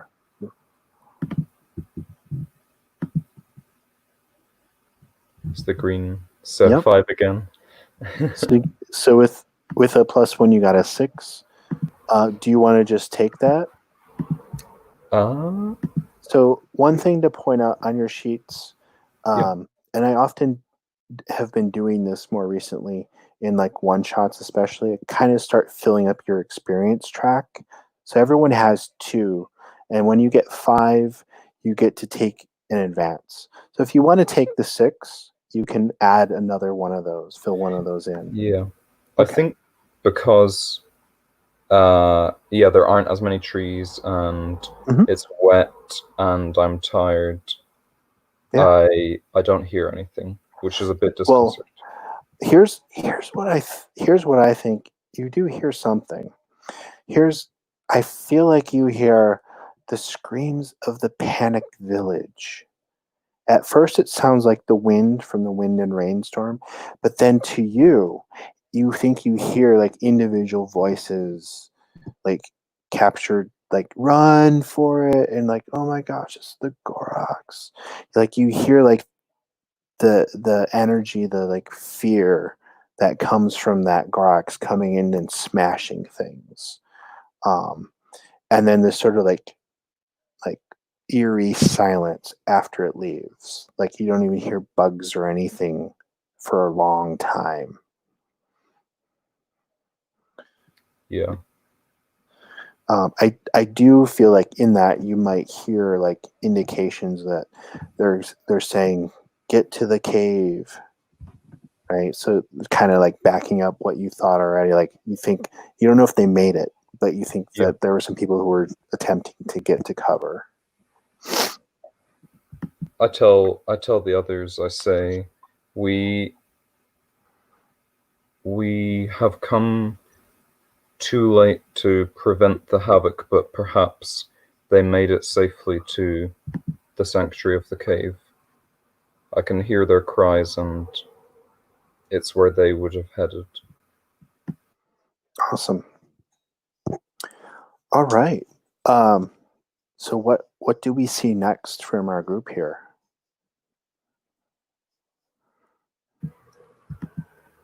Do we want to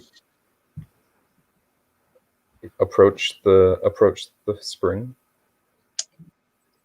Yeah, let's go to the caves and see if there's anybody Yeah. there and what they say. I'm So imagining that we're looking quite bedraggled by this point, kind of wet fur and yeah, and like muddy.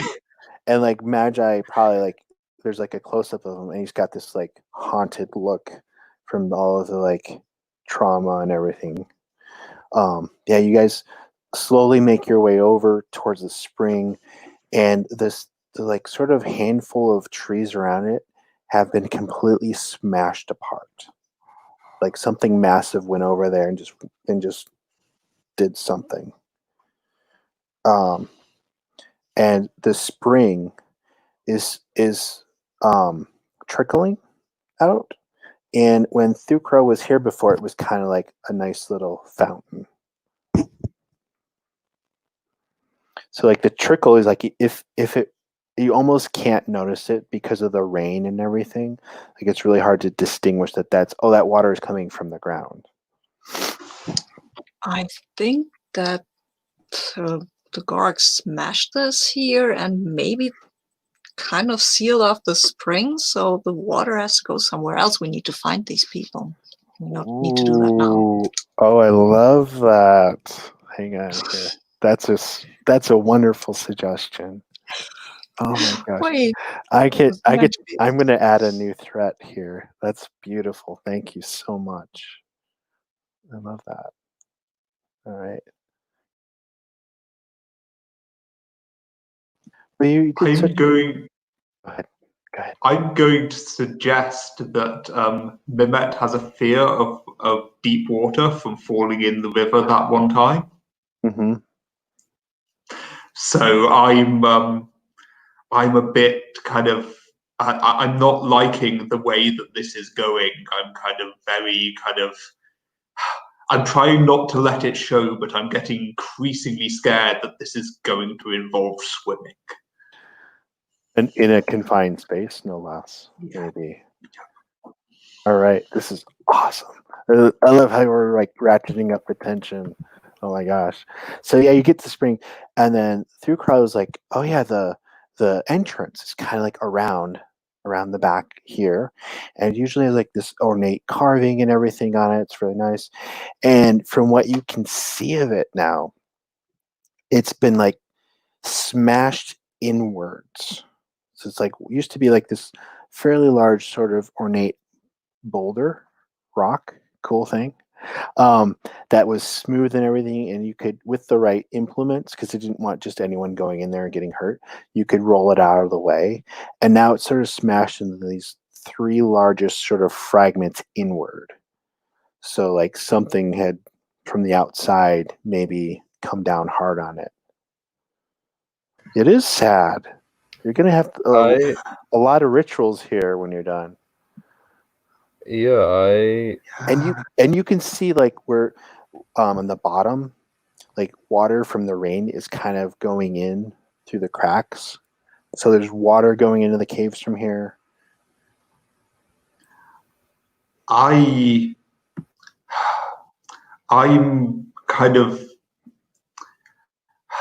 sad for the destruction of the art because I see how much time that's taken and kind of cold and wet, and none of this is going the way that I want it to.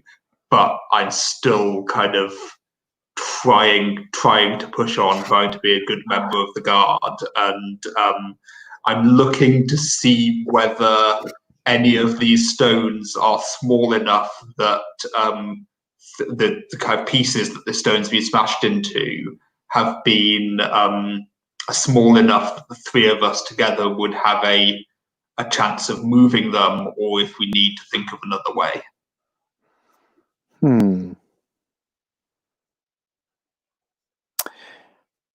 I think I'm going to have you roll Get Your Bearings, which you're going to roll plus wisdom. Which is a -1 for me, so there we go. Let's see. Don't forget your helpful companions. That would be a 7. Okay. All right. So on a 7, you found yourself deeper in trouble than when you started, which is awesome. Let's see. I think that this... Are you trying to figure out effectively what's the best way to get in or to get these stones out? Okay. So here's after kind of wandering around, even in everyone's tired and looking very depressed, you see like the stick and things, like the thing that was used to like roll the rock out of the way, and some other debris from up on top from the village that you think you might be able to, with help, cobble together some sort of like spade or something to at least move some of the smaller pieces out of the way, to at least maybe let air in if that's an issue, or to like kind of poke your nose in there and to see or smell something. Okay. So through Craw, I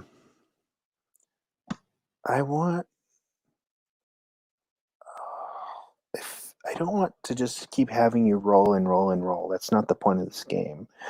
But I feel like you're sort of standing near one of those large puddles of the tracks of the Groks, and you see the water in it sort of shake. Oh no. Oh no.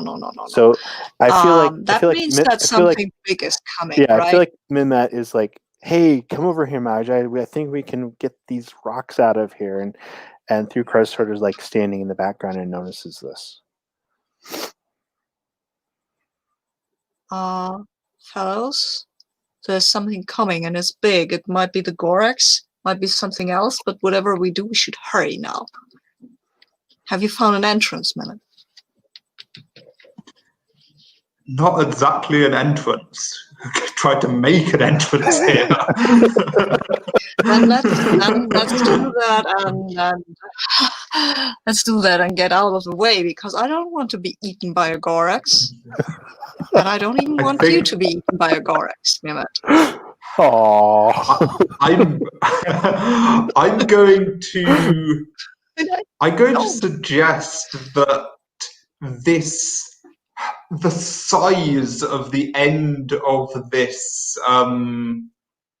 this tool that they use to roll the stones away is kind of, it's too big and it's preventing kind of getting good purchase. And I imagine it's a kind of sacred object that it's carved as well, and so I don't want to be disturbing this, but given the urgency of the situation, I take my axe and kind of with a few chops, kind of chop down the point of it to kind of make it into a better digging tool. And Awesome. Kind of, Yeah. I'm almost not looking at it because I kind of am wrestling with myself, not wanting to destroy this beautiful artwork. I love it. Yes, yes. So you're like, I'm making this a better tool. I'll apologize later to the gods. Magi, what are you doing while this is going on? Well, I think I'm quite shocked by the by everything. I'm still shocked by the destruction of the sacred kind of entrance. Yeah. I think I want to try and yell, especially since I heard that Gorix is coming. I want to kind of yell in through some of the cracks that the water is going through and see if I can get any attention. See if I can get any signs of life. Hello? Oh my gosh. Do you have any special moves related to any of this?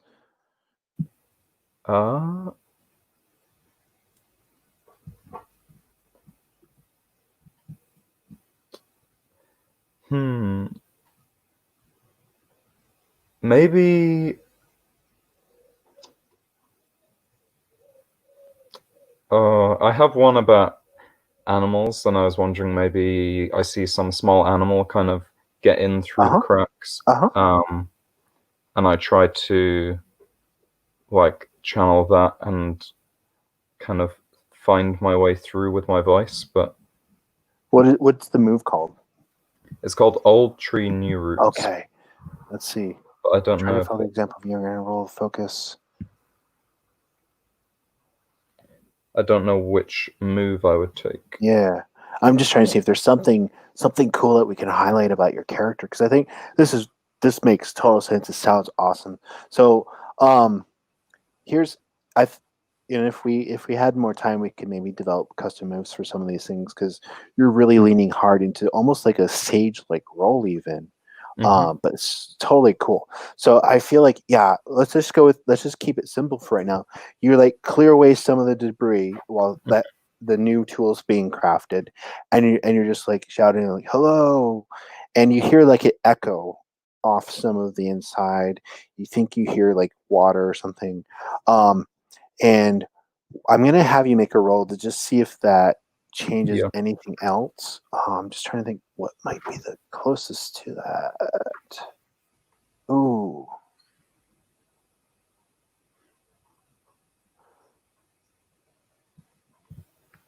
I'm going to have you roll reconnect with another, even though it's probably not appropriate. Yeah. It just seems thematic. Yep, that makes sense. Okay, roll plus wisdom.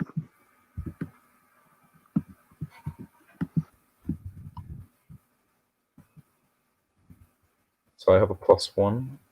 Oh dear. I added 2 new dice. Apologies. We can always click and delete selected if this gets too busy with all the dice up here. Yep. I'll delete these other ones.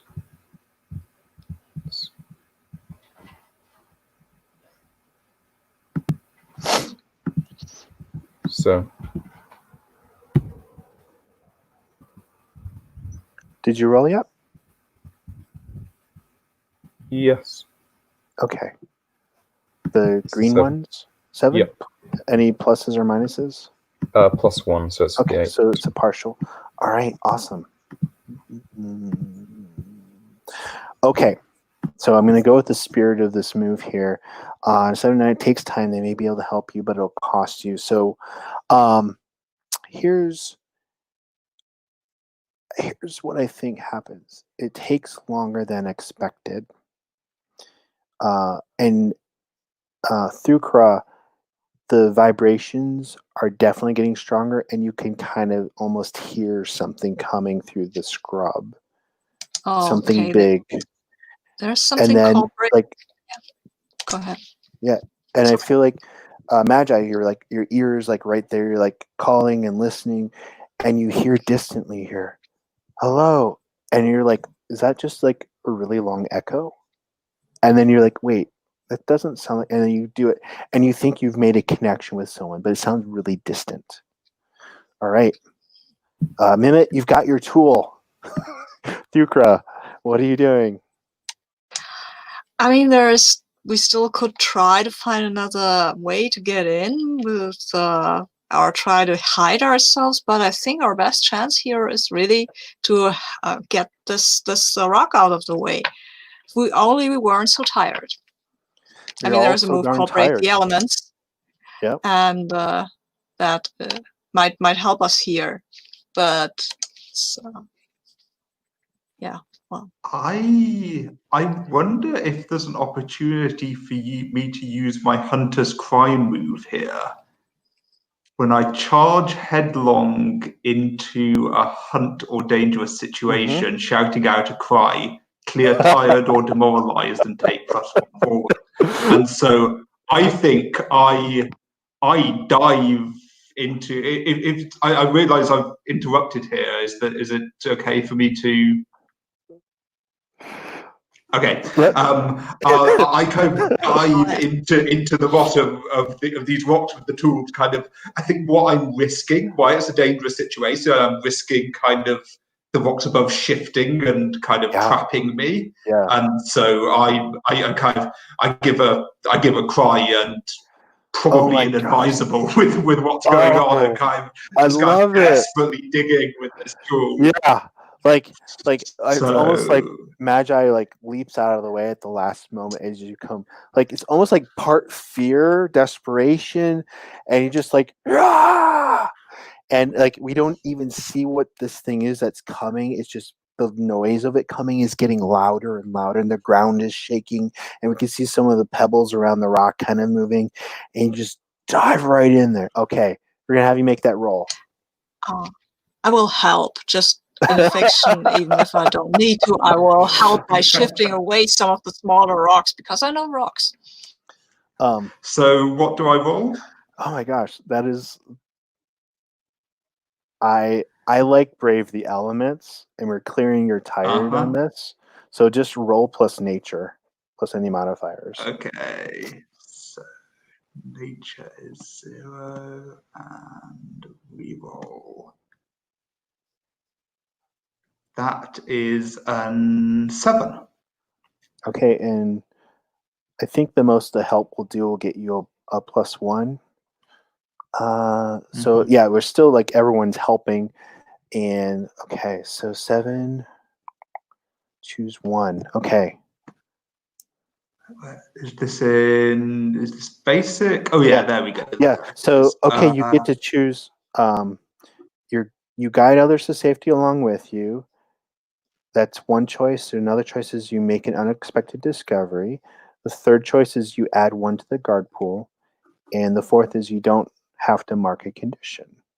So, I think you would take 1 harm.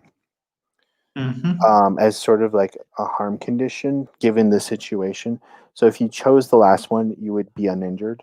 But I feel like your primary is to like get the people in there. Yeah. I'm choosing guide others to safety along with me, definitely. And I don't know if you're like grabbing people and tossing them down the hole or what that looks like.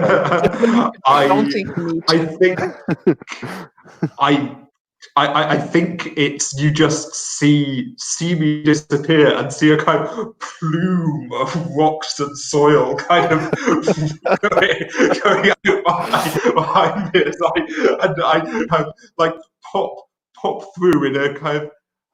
I don't know if this game is gonzo enough, but I'm imagining almost a kind of popping sound, kind of cartoon popping sound, as I go pop through to the other side. So I feel like as you're the last one through, that's when you take some boulder damage to you. You take 1 harm. But so some of the opening is obscured from an outside, so you can't see everything out. No one can see everything, but you've got this sort of hole, this odd shaped hole that you can kind of see out. So it gives you like This is if you stay here and watch, you will see what this thing is that's coming into the village. But all three of you have made it safely inside the cave. And Magi, because I feel like you've been sort of still kind of paying attention to that person down there. Yeah.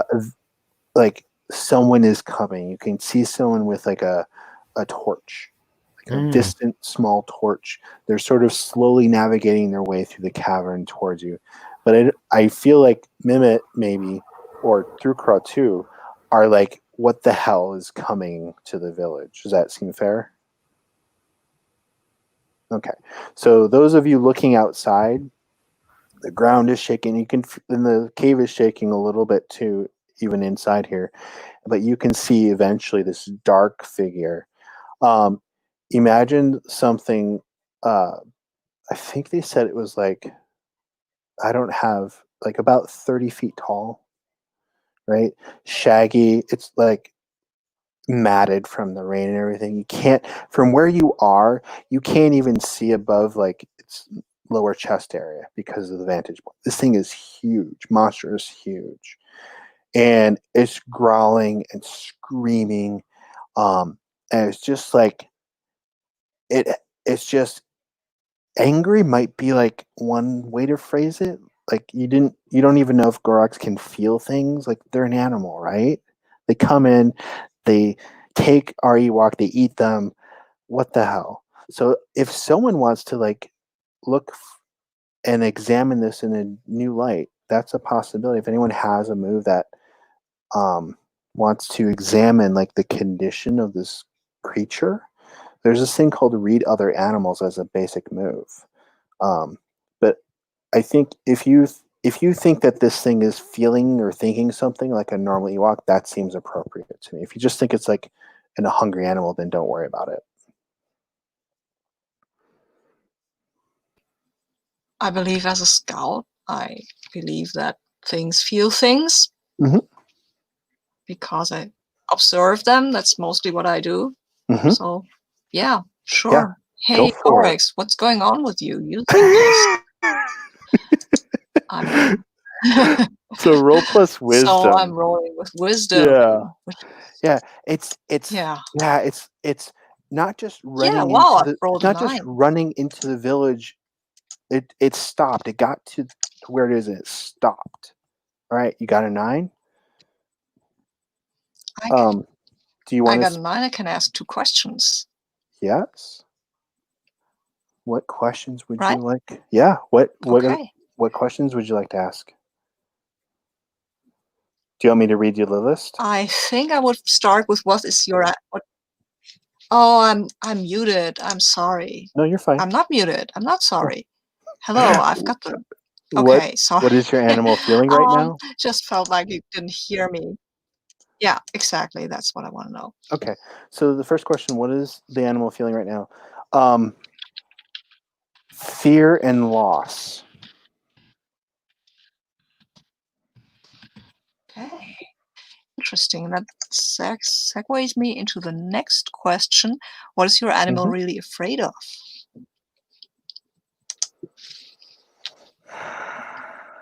Of not finding its child. Oh, no. Okay. I will tell this to the others that this Gorix is looking for its cub. It's Gorixling, I guess. Gorixling? Gorixling. And that, I don't know, I hope that no Ewok would be as foolish as to take a baby Gorex. They're not even very cute, and also they're as big as we are. So that Ewok with the small torch gets within like shouting distance of Magi and calls out to you. Hello. Finally, we didn't know if you had made it to safety. We've managed to shift the rubble and make it in, but the Gorax is outside and it seems to be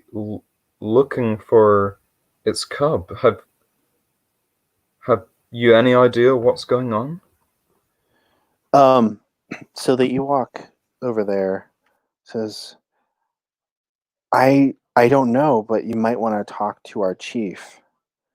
And Thukra, you recognize his voice as Firas. Okay. Cool. Because I'll of course wave to her. it has to be. Yeah, sure. Uh, Yeah, but this isn't the time for a Right. shop talk about scouting and stuff. So Yeah. I'll just nod to her and smile. Yep. Her headdress is a mix of like leather skin, and basket weaving stuff. So she's incorporated the two together. So she will lead you to where the Ewoks are if you want to go with her to the encampment in the cave. Is that what your party wants to do right now? Yes. Okay, cool. Definitely. All right, perfect. All right, so let me get this up here. Okay. Where did I put that? Okay. Okay, so Chief. Hang on.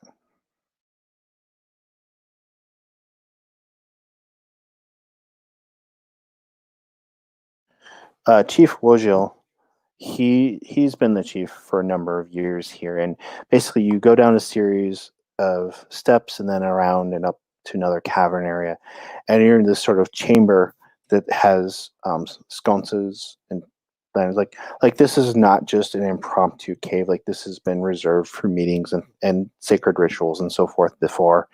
And there's like a stone table altar type thing in the middle, and there's like food on it for people to eat. There's not a lot of food here. It looks like there might be rationing it out. There's some ceramic jugs of water and things as well. And the chief is there along with some of the ministers and some other leaders in the group, people who might be in like the fall of their life who are advising. And everyone looks worried, but when the chief sees you three, he comes over and says, oh, thank you. We had sent runners out to ask for help, and by the great tree, thankfully our calls have been answered. And he does the ritual, welcoming the guard into the village. And basically looks at you to see who is the speaker for your patrol, if anyone. Does anyone kind of step forward in that capacity?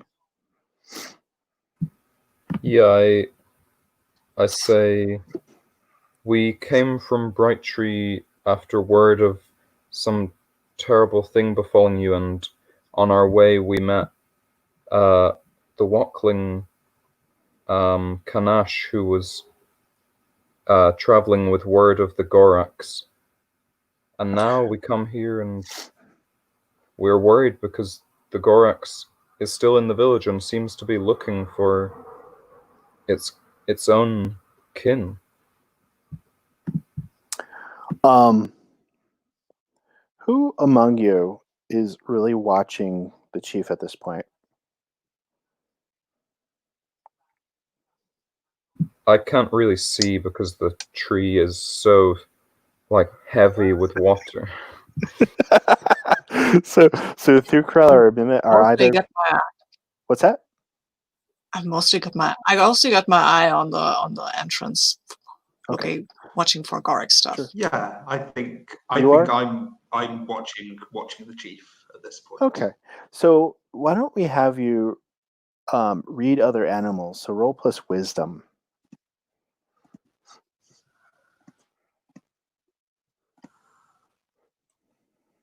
Ooh, wow, that is a minus with a -1. That is a 9.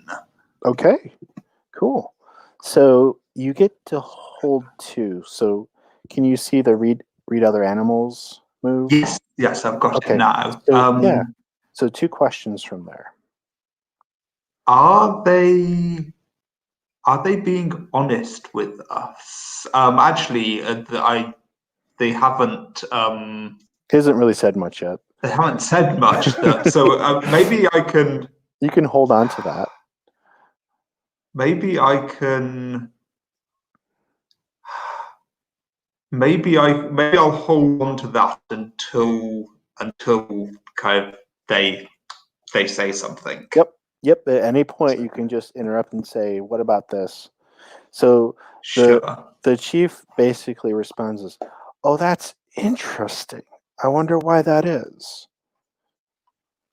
So I'm going to use one of mine straight away, and it's a variation on are they being honest with me, and it's kind of, do they know more than they're letting on?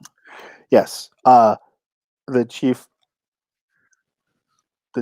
For lack of the chief has done what you think or hope that they haven't done. He has captured one of the young Gorlockslings. Yeah. So I think at this point, I kind of I play the kind of innocent questioner and be like, this is so weird. Why would a Gorax lose their cub in a village? Like, I just don't understand any of this, and I'm kind of while I'm doing this, I'm kind of casting glances at the chief and kind of like. So while this is going on, a number of ministers have left the chamber to leave the chief to fend for himself, as it were. But he feels like he's up to it. But basically, he says, "Oh, well, we sent a runaround originally. We had some creatures that were really harrying us for a while, and that's the original thing that was suggested earlier." And he's like, "Oh, it's possible that they found the baby in its lair or something and chased it out or something. Who knows? And maybe it got headed this way. You know, nature is a very wondrous thing. Praise the great tree." And he's like invoking like this holy spirit as a way to like close down the conversation.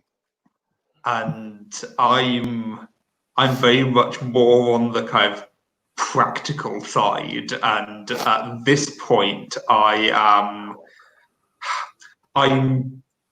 fed up with his dissembling, and I kind of switch. I switch from being kind of this kind of innocent questioner to being very direct. Like, what? Why would you? Why would you capture a Gorax cub? What were you hoping to achieve? Where is it? And just very kind of almost kind of getting in the chief's face here, and kind of very kind of.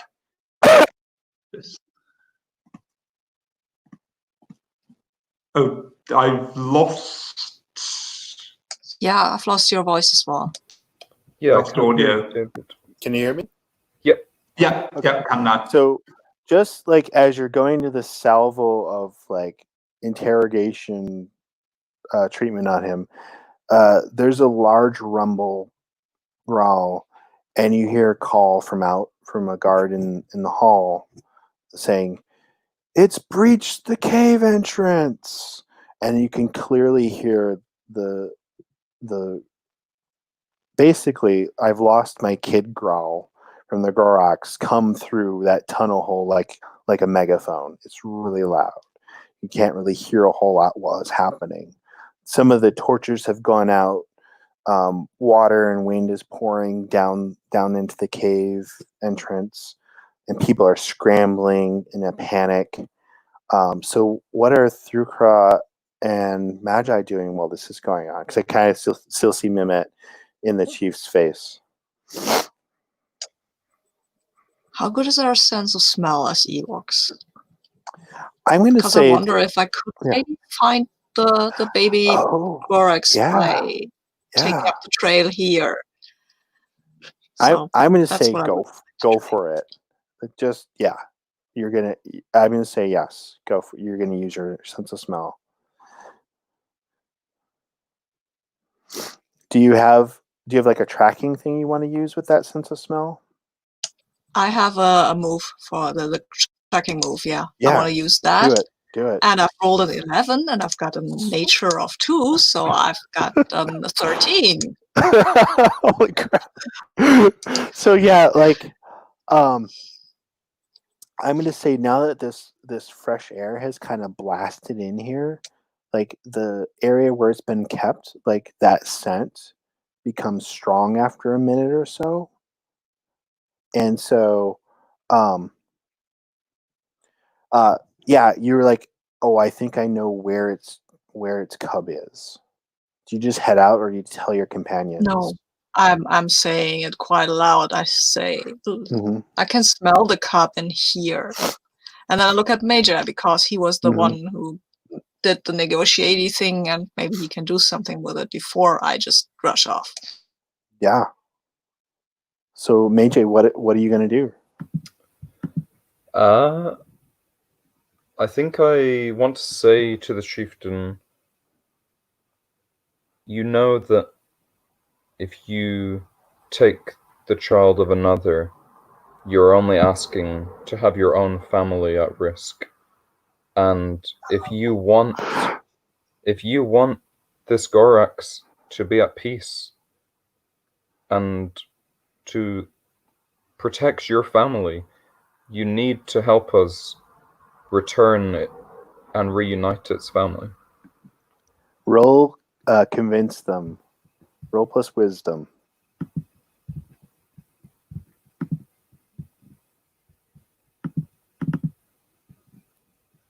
Oh, a 4. So you're gonna take that advance? Yeah. Hang on, just a moment here. I want to look up something.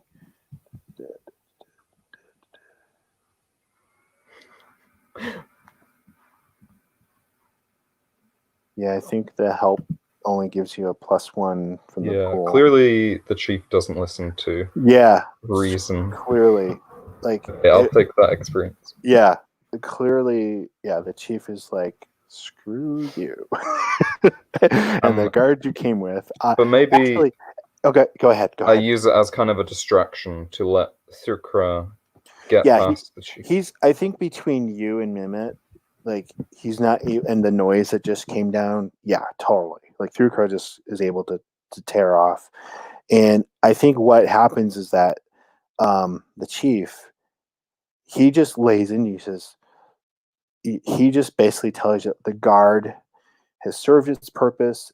But Chief Chirpa has outlived his. He's basically saying that his days are numbered, and I'm going to be the one that takes his place.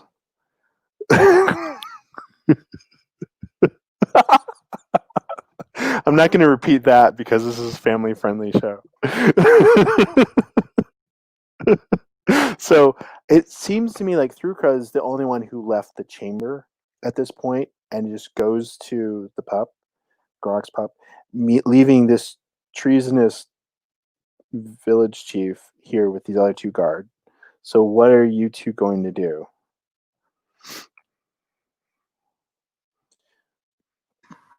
I'm going to use my other hold at this point. Okay. And ask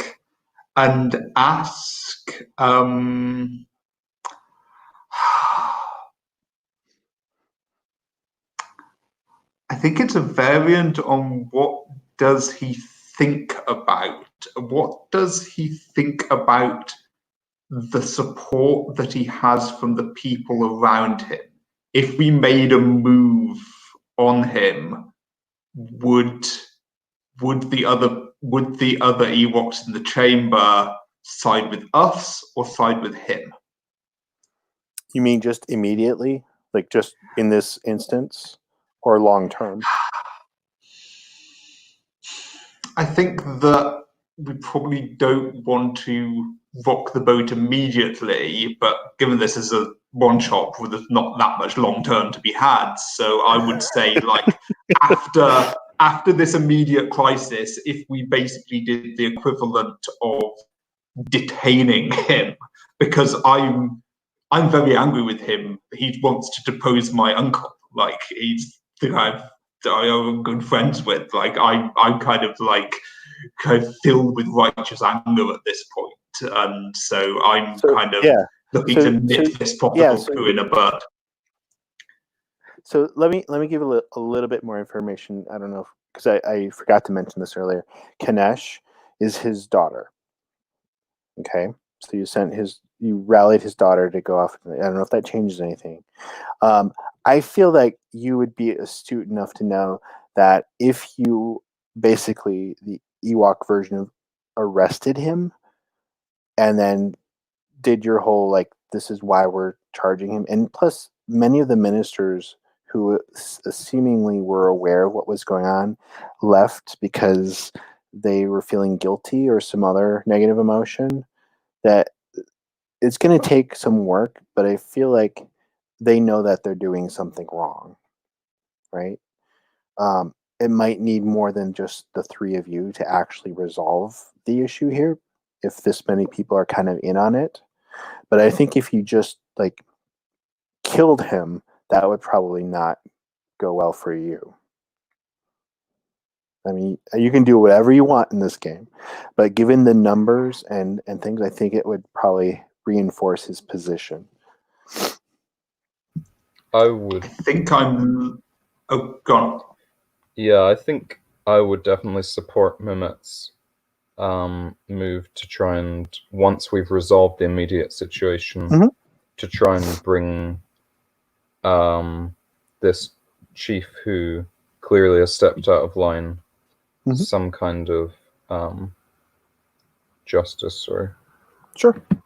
Yeah, that makes sense. Yeah. But I think you would gather that if you just took him out on your own without any kind of trial or anything equivalent of that, then his ministers would just dig in on you. Yeah. Okay. All right. So let's jump to Thrukra, who's made her way down to the cage area. There's one guard holding the area. He's got his spear. And he's none shall pass stance. And everyone else is kind of fleeing to try to hide and whatnot, even though the Goreks cannot reach this far down, right? It's just going to be this terror, constant terror. It cannot physically get down here, even with its long arms. There's just no way. Yeah, well, I'll tell him, hey, you have the Gorek's cup in there, right? I can smell it. Yes. Don't lie to me. Okay, we need to reunite it with its parent. Yeah. We need to reunite it with its parent before it eats all of you. The parent, not the cup. It's up there. It's tearing up the mountain. And these things are stubborn, I tell you. He won't live. Your tribe won't live. I don't know what you're trying to do with it anyway. Do you want to figure out what's going on here, or do you want to? No, I don't care what's going on. I just want to get this little thing and then get it back to its parent. I mean, and I'm telling him, yeah, a child or a cub belongs to its parent, not in a cave. These aren't even cave. No, they are cave dwellers, but still belongs in its own cave. Okay. Are you just trying to convince the guard to get out of here?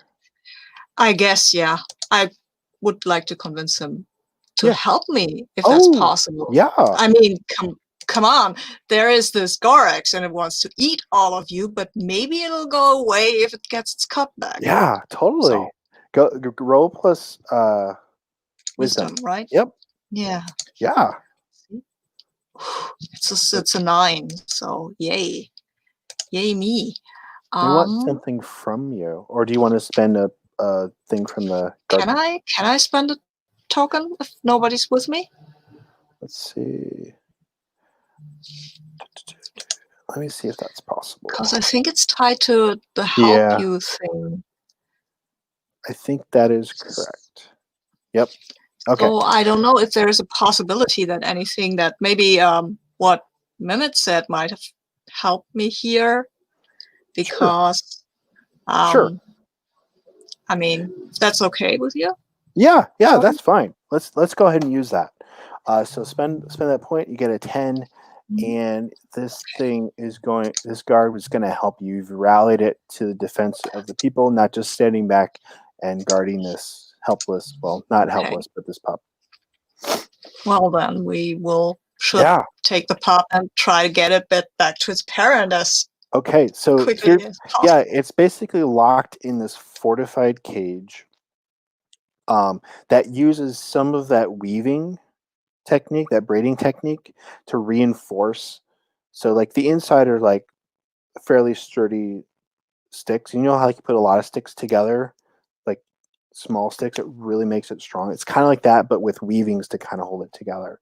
So you basically then there's an opening that you can put food and water in and whatnot.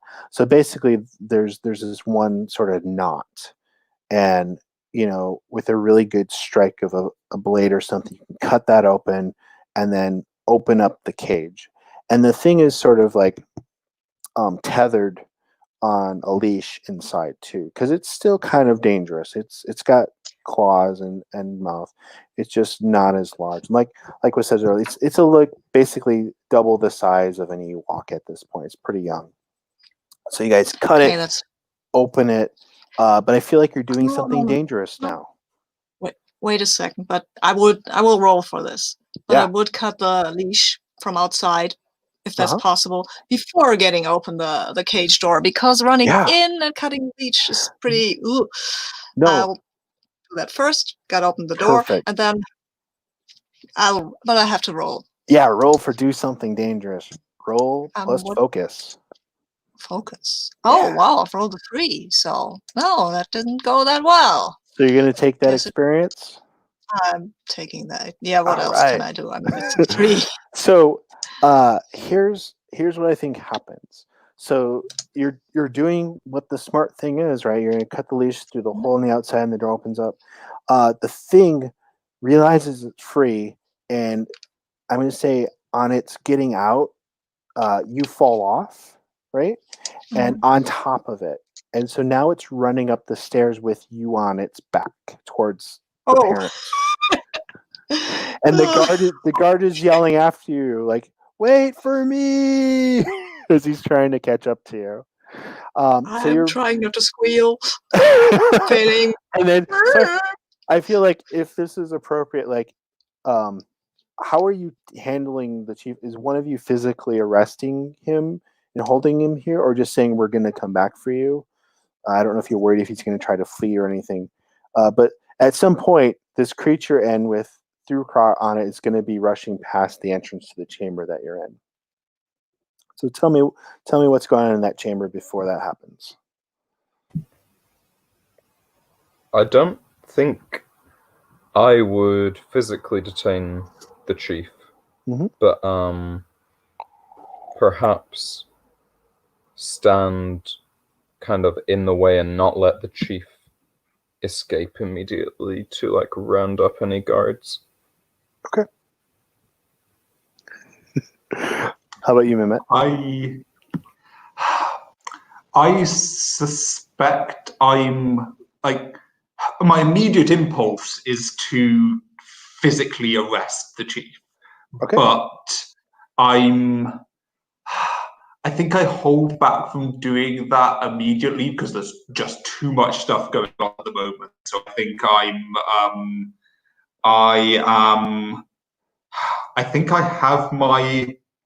I have my hand very definitely on my axe, but the axe is flipped round, so it's clear that I would be using the blunt side rather than the sharp side if I was to draw it. So there's an implied threat there, but not a deadly threat.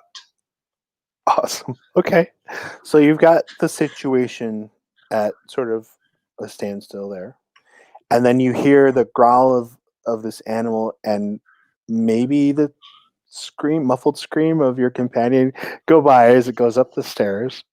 And there's probably like some people are like, "What was that?"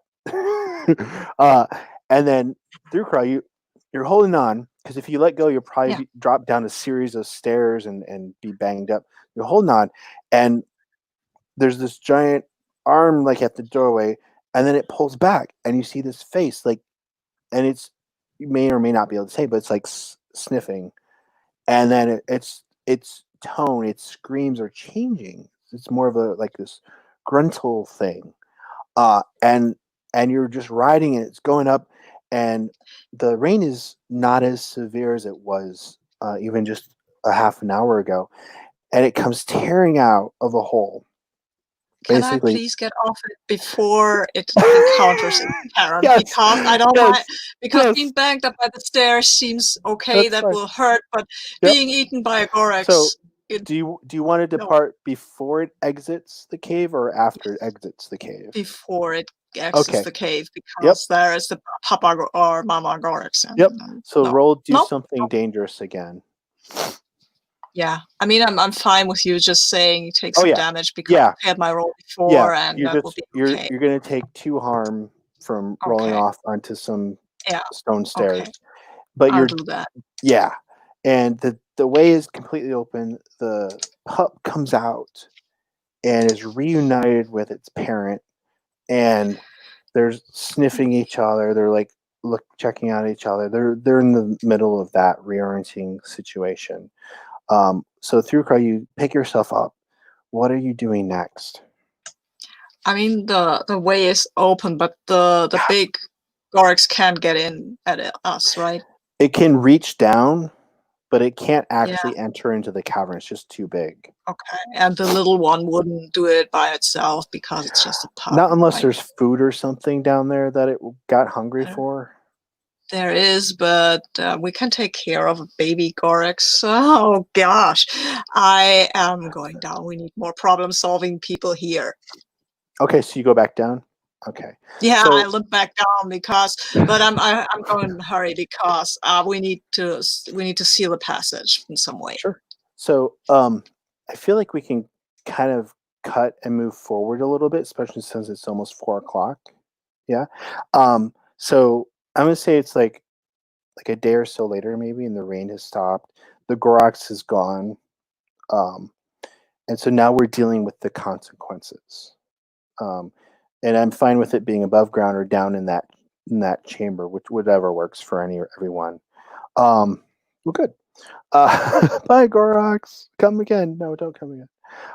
So I feel like the stages, as you as representatives of the guard, are kind of doing like a justice court scene-ish thing, even though we don't really have that in the Ewok society. It's kind of the chief decides what happens, but you're sort of representing Chirpa, Chief Chirpa, in this capacity. So, how do you think this goes? And I feel like the chief here is like sitting down. He's kind of like maybe not bound because he's the chief, but he's restricted in his movements. He like there's guards here, and there's other people, and there's ministers here who are not happy to, but are willing to basically admit that they were involved in this thing, and share in some of the punishment for the good of the village.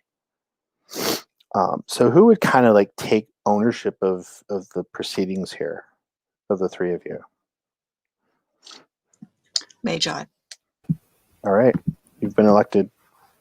Yeah, I think I look to the other two before I step forward because although I'm the eldest, I definitely have trouble facing the chief. But yeah, I kind of have this look of sorrow, and I say, this chief did not serve their village. They not only called on their own community to help them in their wrongdoings, but through those actions, they destroyed their own sacred space and brought havoc to Springrock, and we heard firsthand, and I looked to Mimit, that they intended to unseat you from your position as the chief of Bright Rock.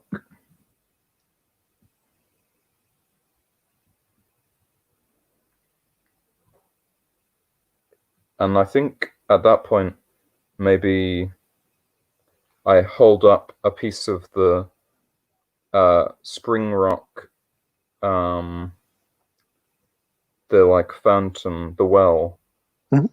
this ornately carved piece, and I say, "This is what remains."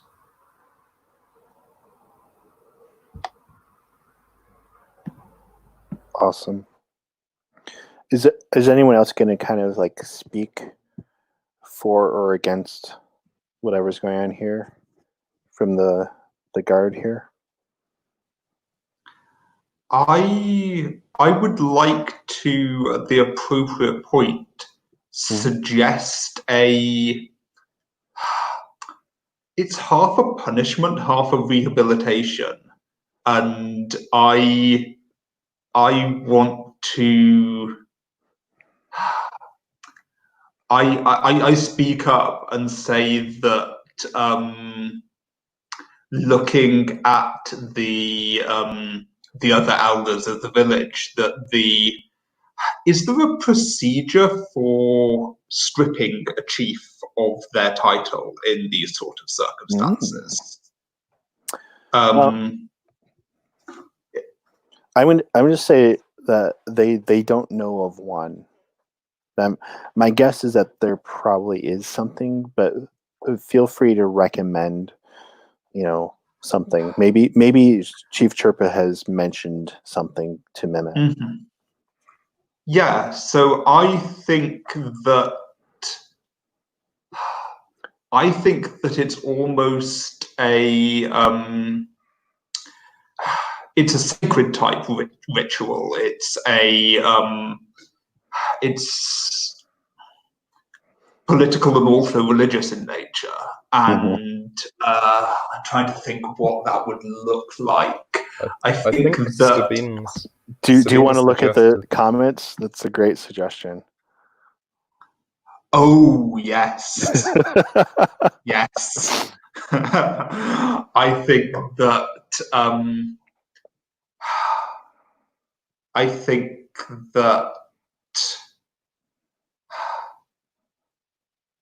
it's the other elders of the village that must collectively strip the chief of their headdress and scatter, like disassemble, kind of break apart whatever the headdress is made out of, and kind of scatter it beyond the bounds of the village, and kind of take this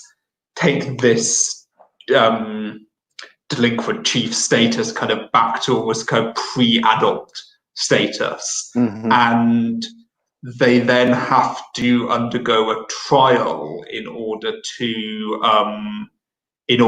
regain their headdress, regain a new headdress. Right. And I think in this case, Mimit suggests that they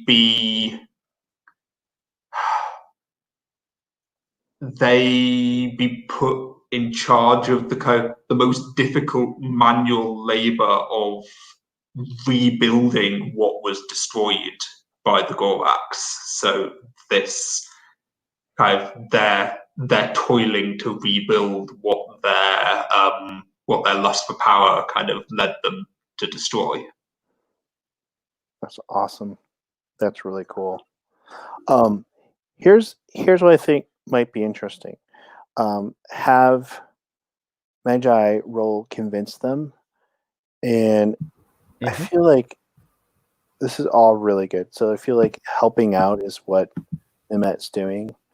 So why don't we just? I feel like it's a +2 It's really significant.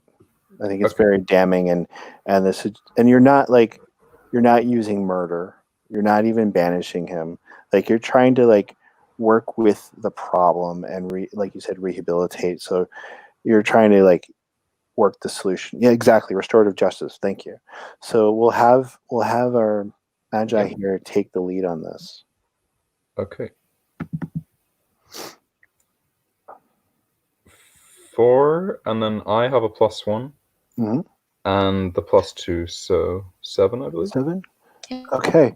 You convince them, but they want something more substantial in return. Ooh. Or you agree to do it, but you'll owe them a favor. Okay. So what would you promise them in return for doing this if they agree to it? How about... Oh, Maybe sorry, we could promise Sabine. them to. Maybe we could promise them to go to Chief Chirpa and have him send a representative to help them find a new chief. Or we could leave Magi here to be their new chief. If he's amenable. To help guide them through the process. Well, this is a one-shot. How do you feel about that, Magi? Would you want to stay here and help them rebuild? Yeah, I think so. I think I know that my time isn't very long, and I think when I was out there, it felt like I wasn't as in tune with nature as I thought I was, because even though I'm always surrounded by trees when I'm at Bright Tree, when I was out there, nearer the desert areas, I wasn't really in touch with nature. So I want to go there and kind of spend my last season being like trying to attune myself with nature and help them rebuild. Wow. I feel like your headdress is going to take on a new form. That's great. They definitely agree to that. There is a small, party and whatnot, celebration of what has come to pass.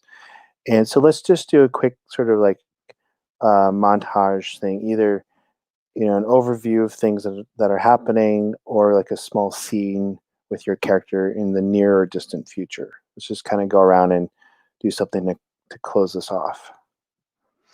Anyone having an idea? Oh, before we do that, I have to do something that I didn't do earlier because it's warm here as well. Just a moment. Yeah, sure. Turn on your AC, or I guess. Yeah, well, it's the middle of the day, I think. I live mostly in a cellar, so it's not warm here. Well, I hope it's not too cold. It's warm outside. Whereabouts are you? It's okay. It's summer. Okay. I'm in Germany, and southwestern Germany. Yes. That's extreme. Yay, the head. Cool. So my wife was learning how to knit a couple of years ago, and it's bigger than what it probably should be. She was trying to make a fox hood, and when I saw it, I'm like, that's an Ewok. It's so good. Amazing. It's really, really warm. Whew. Mm-hmm. Thank you so much. That's amazing. I've said that before. Still. What ideas do you have here? When we do the celebration for Magi, because he's now the new chief, Asukra will step up to him and say, well, this is Springrock, so it's a place of rocks. So I think you should have my special rock to guide you through the whole chiefdom. And I give you my special rock. Wow. That's awesome.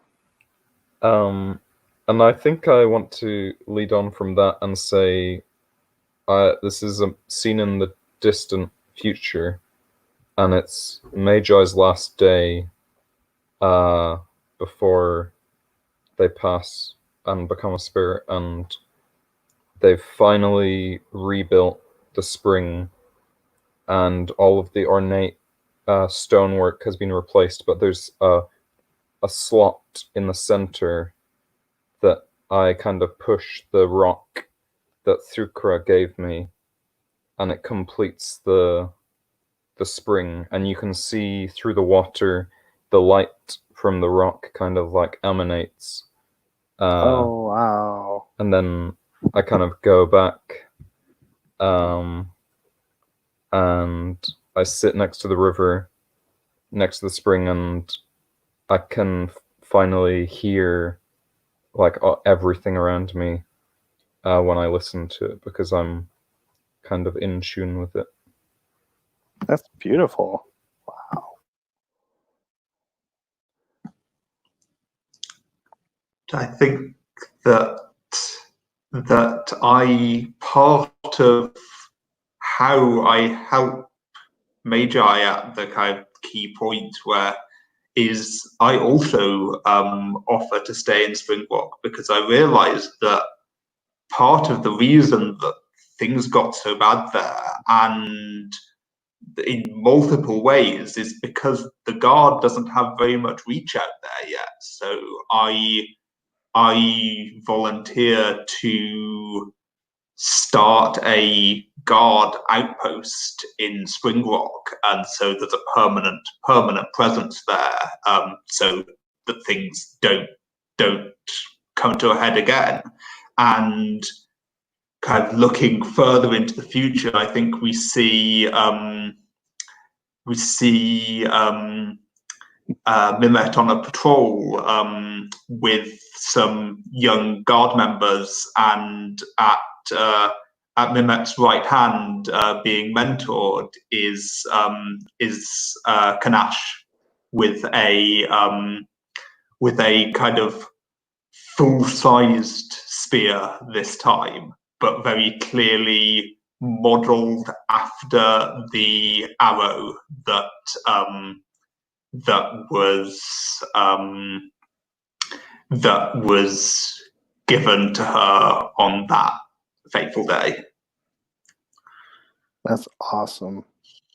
And then we see the, I think there's a couple suns, going down, and we see kind of looming off the distance that skull-shaped moon, right? And then we hear the birds and we hear the song of the Ewoks as the chapter closes. Dun, dun, dun, dun, dun, dun, dun, dun. Good job. That was amazing. Thank you. Oh my gosh. I've fallen in love with Ewoks. That's great. That's so good. That was a lot of fun. It was Yeah, good. that was great. So just sort of very quickly, because I know we're pretty much at time. Stars and wishes. So stars would be like highlight, like that was cool. Wishes, like what would you want to see more of? So just if there's anything that you have in mind, a couple of mine are, I love these characters, and I definitely can already in my head see some other stories branching off from this. And there's so much more that we could have done, obviously, if this was a multi-part sessions and all that. But like there were so many great moments, like when the tension was wrapping up, you got to this desolate village and you just took really to heart what was going on here and you wanted to resolve it. And that scene, especially with the Goroks coming and Mimit opening the stone and everything just started like clicking and then pound, you were in the thick of it. I just thought that was just a really great tense moment. I love that. I would say a highlight for me was the reversal of the monster, and the idea that actually in this place, the Ewoks are animals, and so it's not necessarily the creatures out there that are their rivals, but often it's like the power struggles within their community. And I thought that was just so exciting to kind of play that out. And Cool. Yeah, stars for everybody. Stars for Magi, who really stepped up at the end by taking on his new responsibility and talking to all these people. That was cute, and not cute, but it was great. And Stars to Minute for being so blunt. I loved it. And Stars for the whole thing, because we never went anywhere where it was silly or something like this. This wasn't Ewoks, the caravan of whateverness. This really felt like, okay, we're these guys or people, we're his people, and we have this problem, and now we have to solve it. And it felt real. And as you mentioned, that moment at the entrance of the cave, it was really tense, and it was very intense. And I like it. So stars for everyone's kind of willingness to kind of ramp up the tension and really kind of respond to that, and also kind of stars for everyone's narrative sense and kind of like the way that it managed to get resolved into a full arc. Like that I find kind of really takes kind of engagement and a willingness to kind of like push for that, especially in a one shot. So stars to everyone for that. And I loved the sense that we were getting towards the end, that this was kind of partly because of the pressure of the Skull Moon that was putting on Ewok society, that there's changes happening to Ewok society here. There's things are becoming more formalized. You're having to think about more complex systems of governance, and wrestling with that changing culture, like just the hints of that we got, really exciting. That's awesome. And I love how it was resolved at the end. Like, I was open to anything, and like that restorative justice was like so refreshing to see done, because in other games like this, it could have gone very bloody. It could have gone down.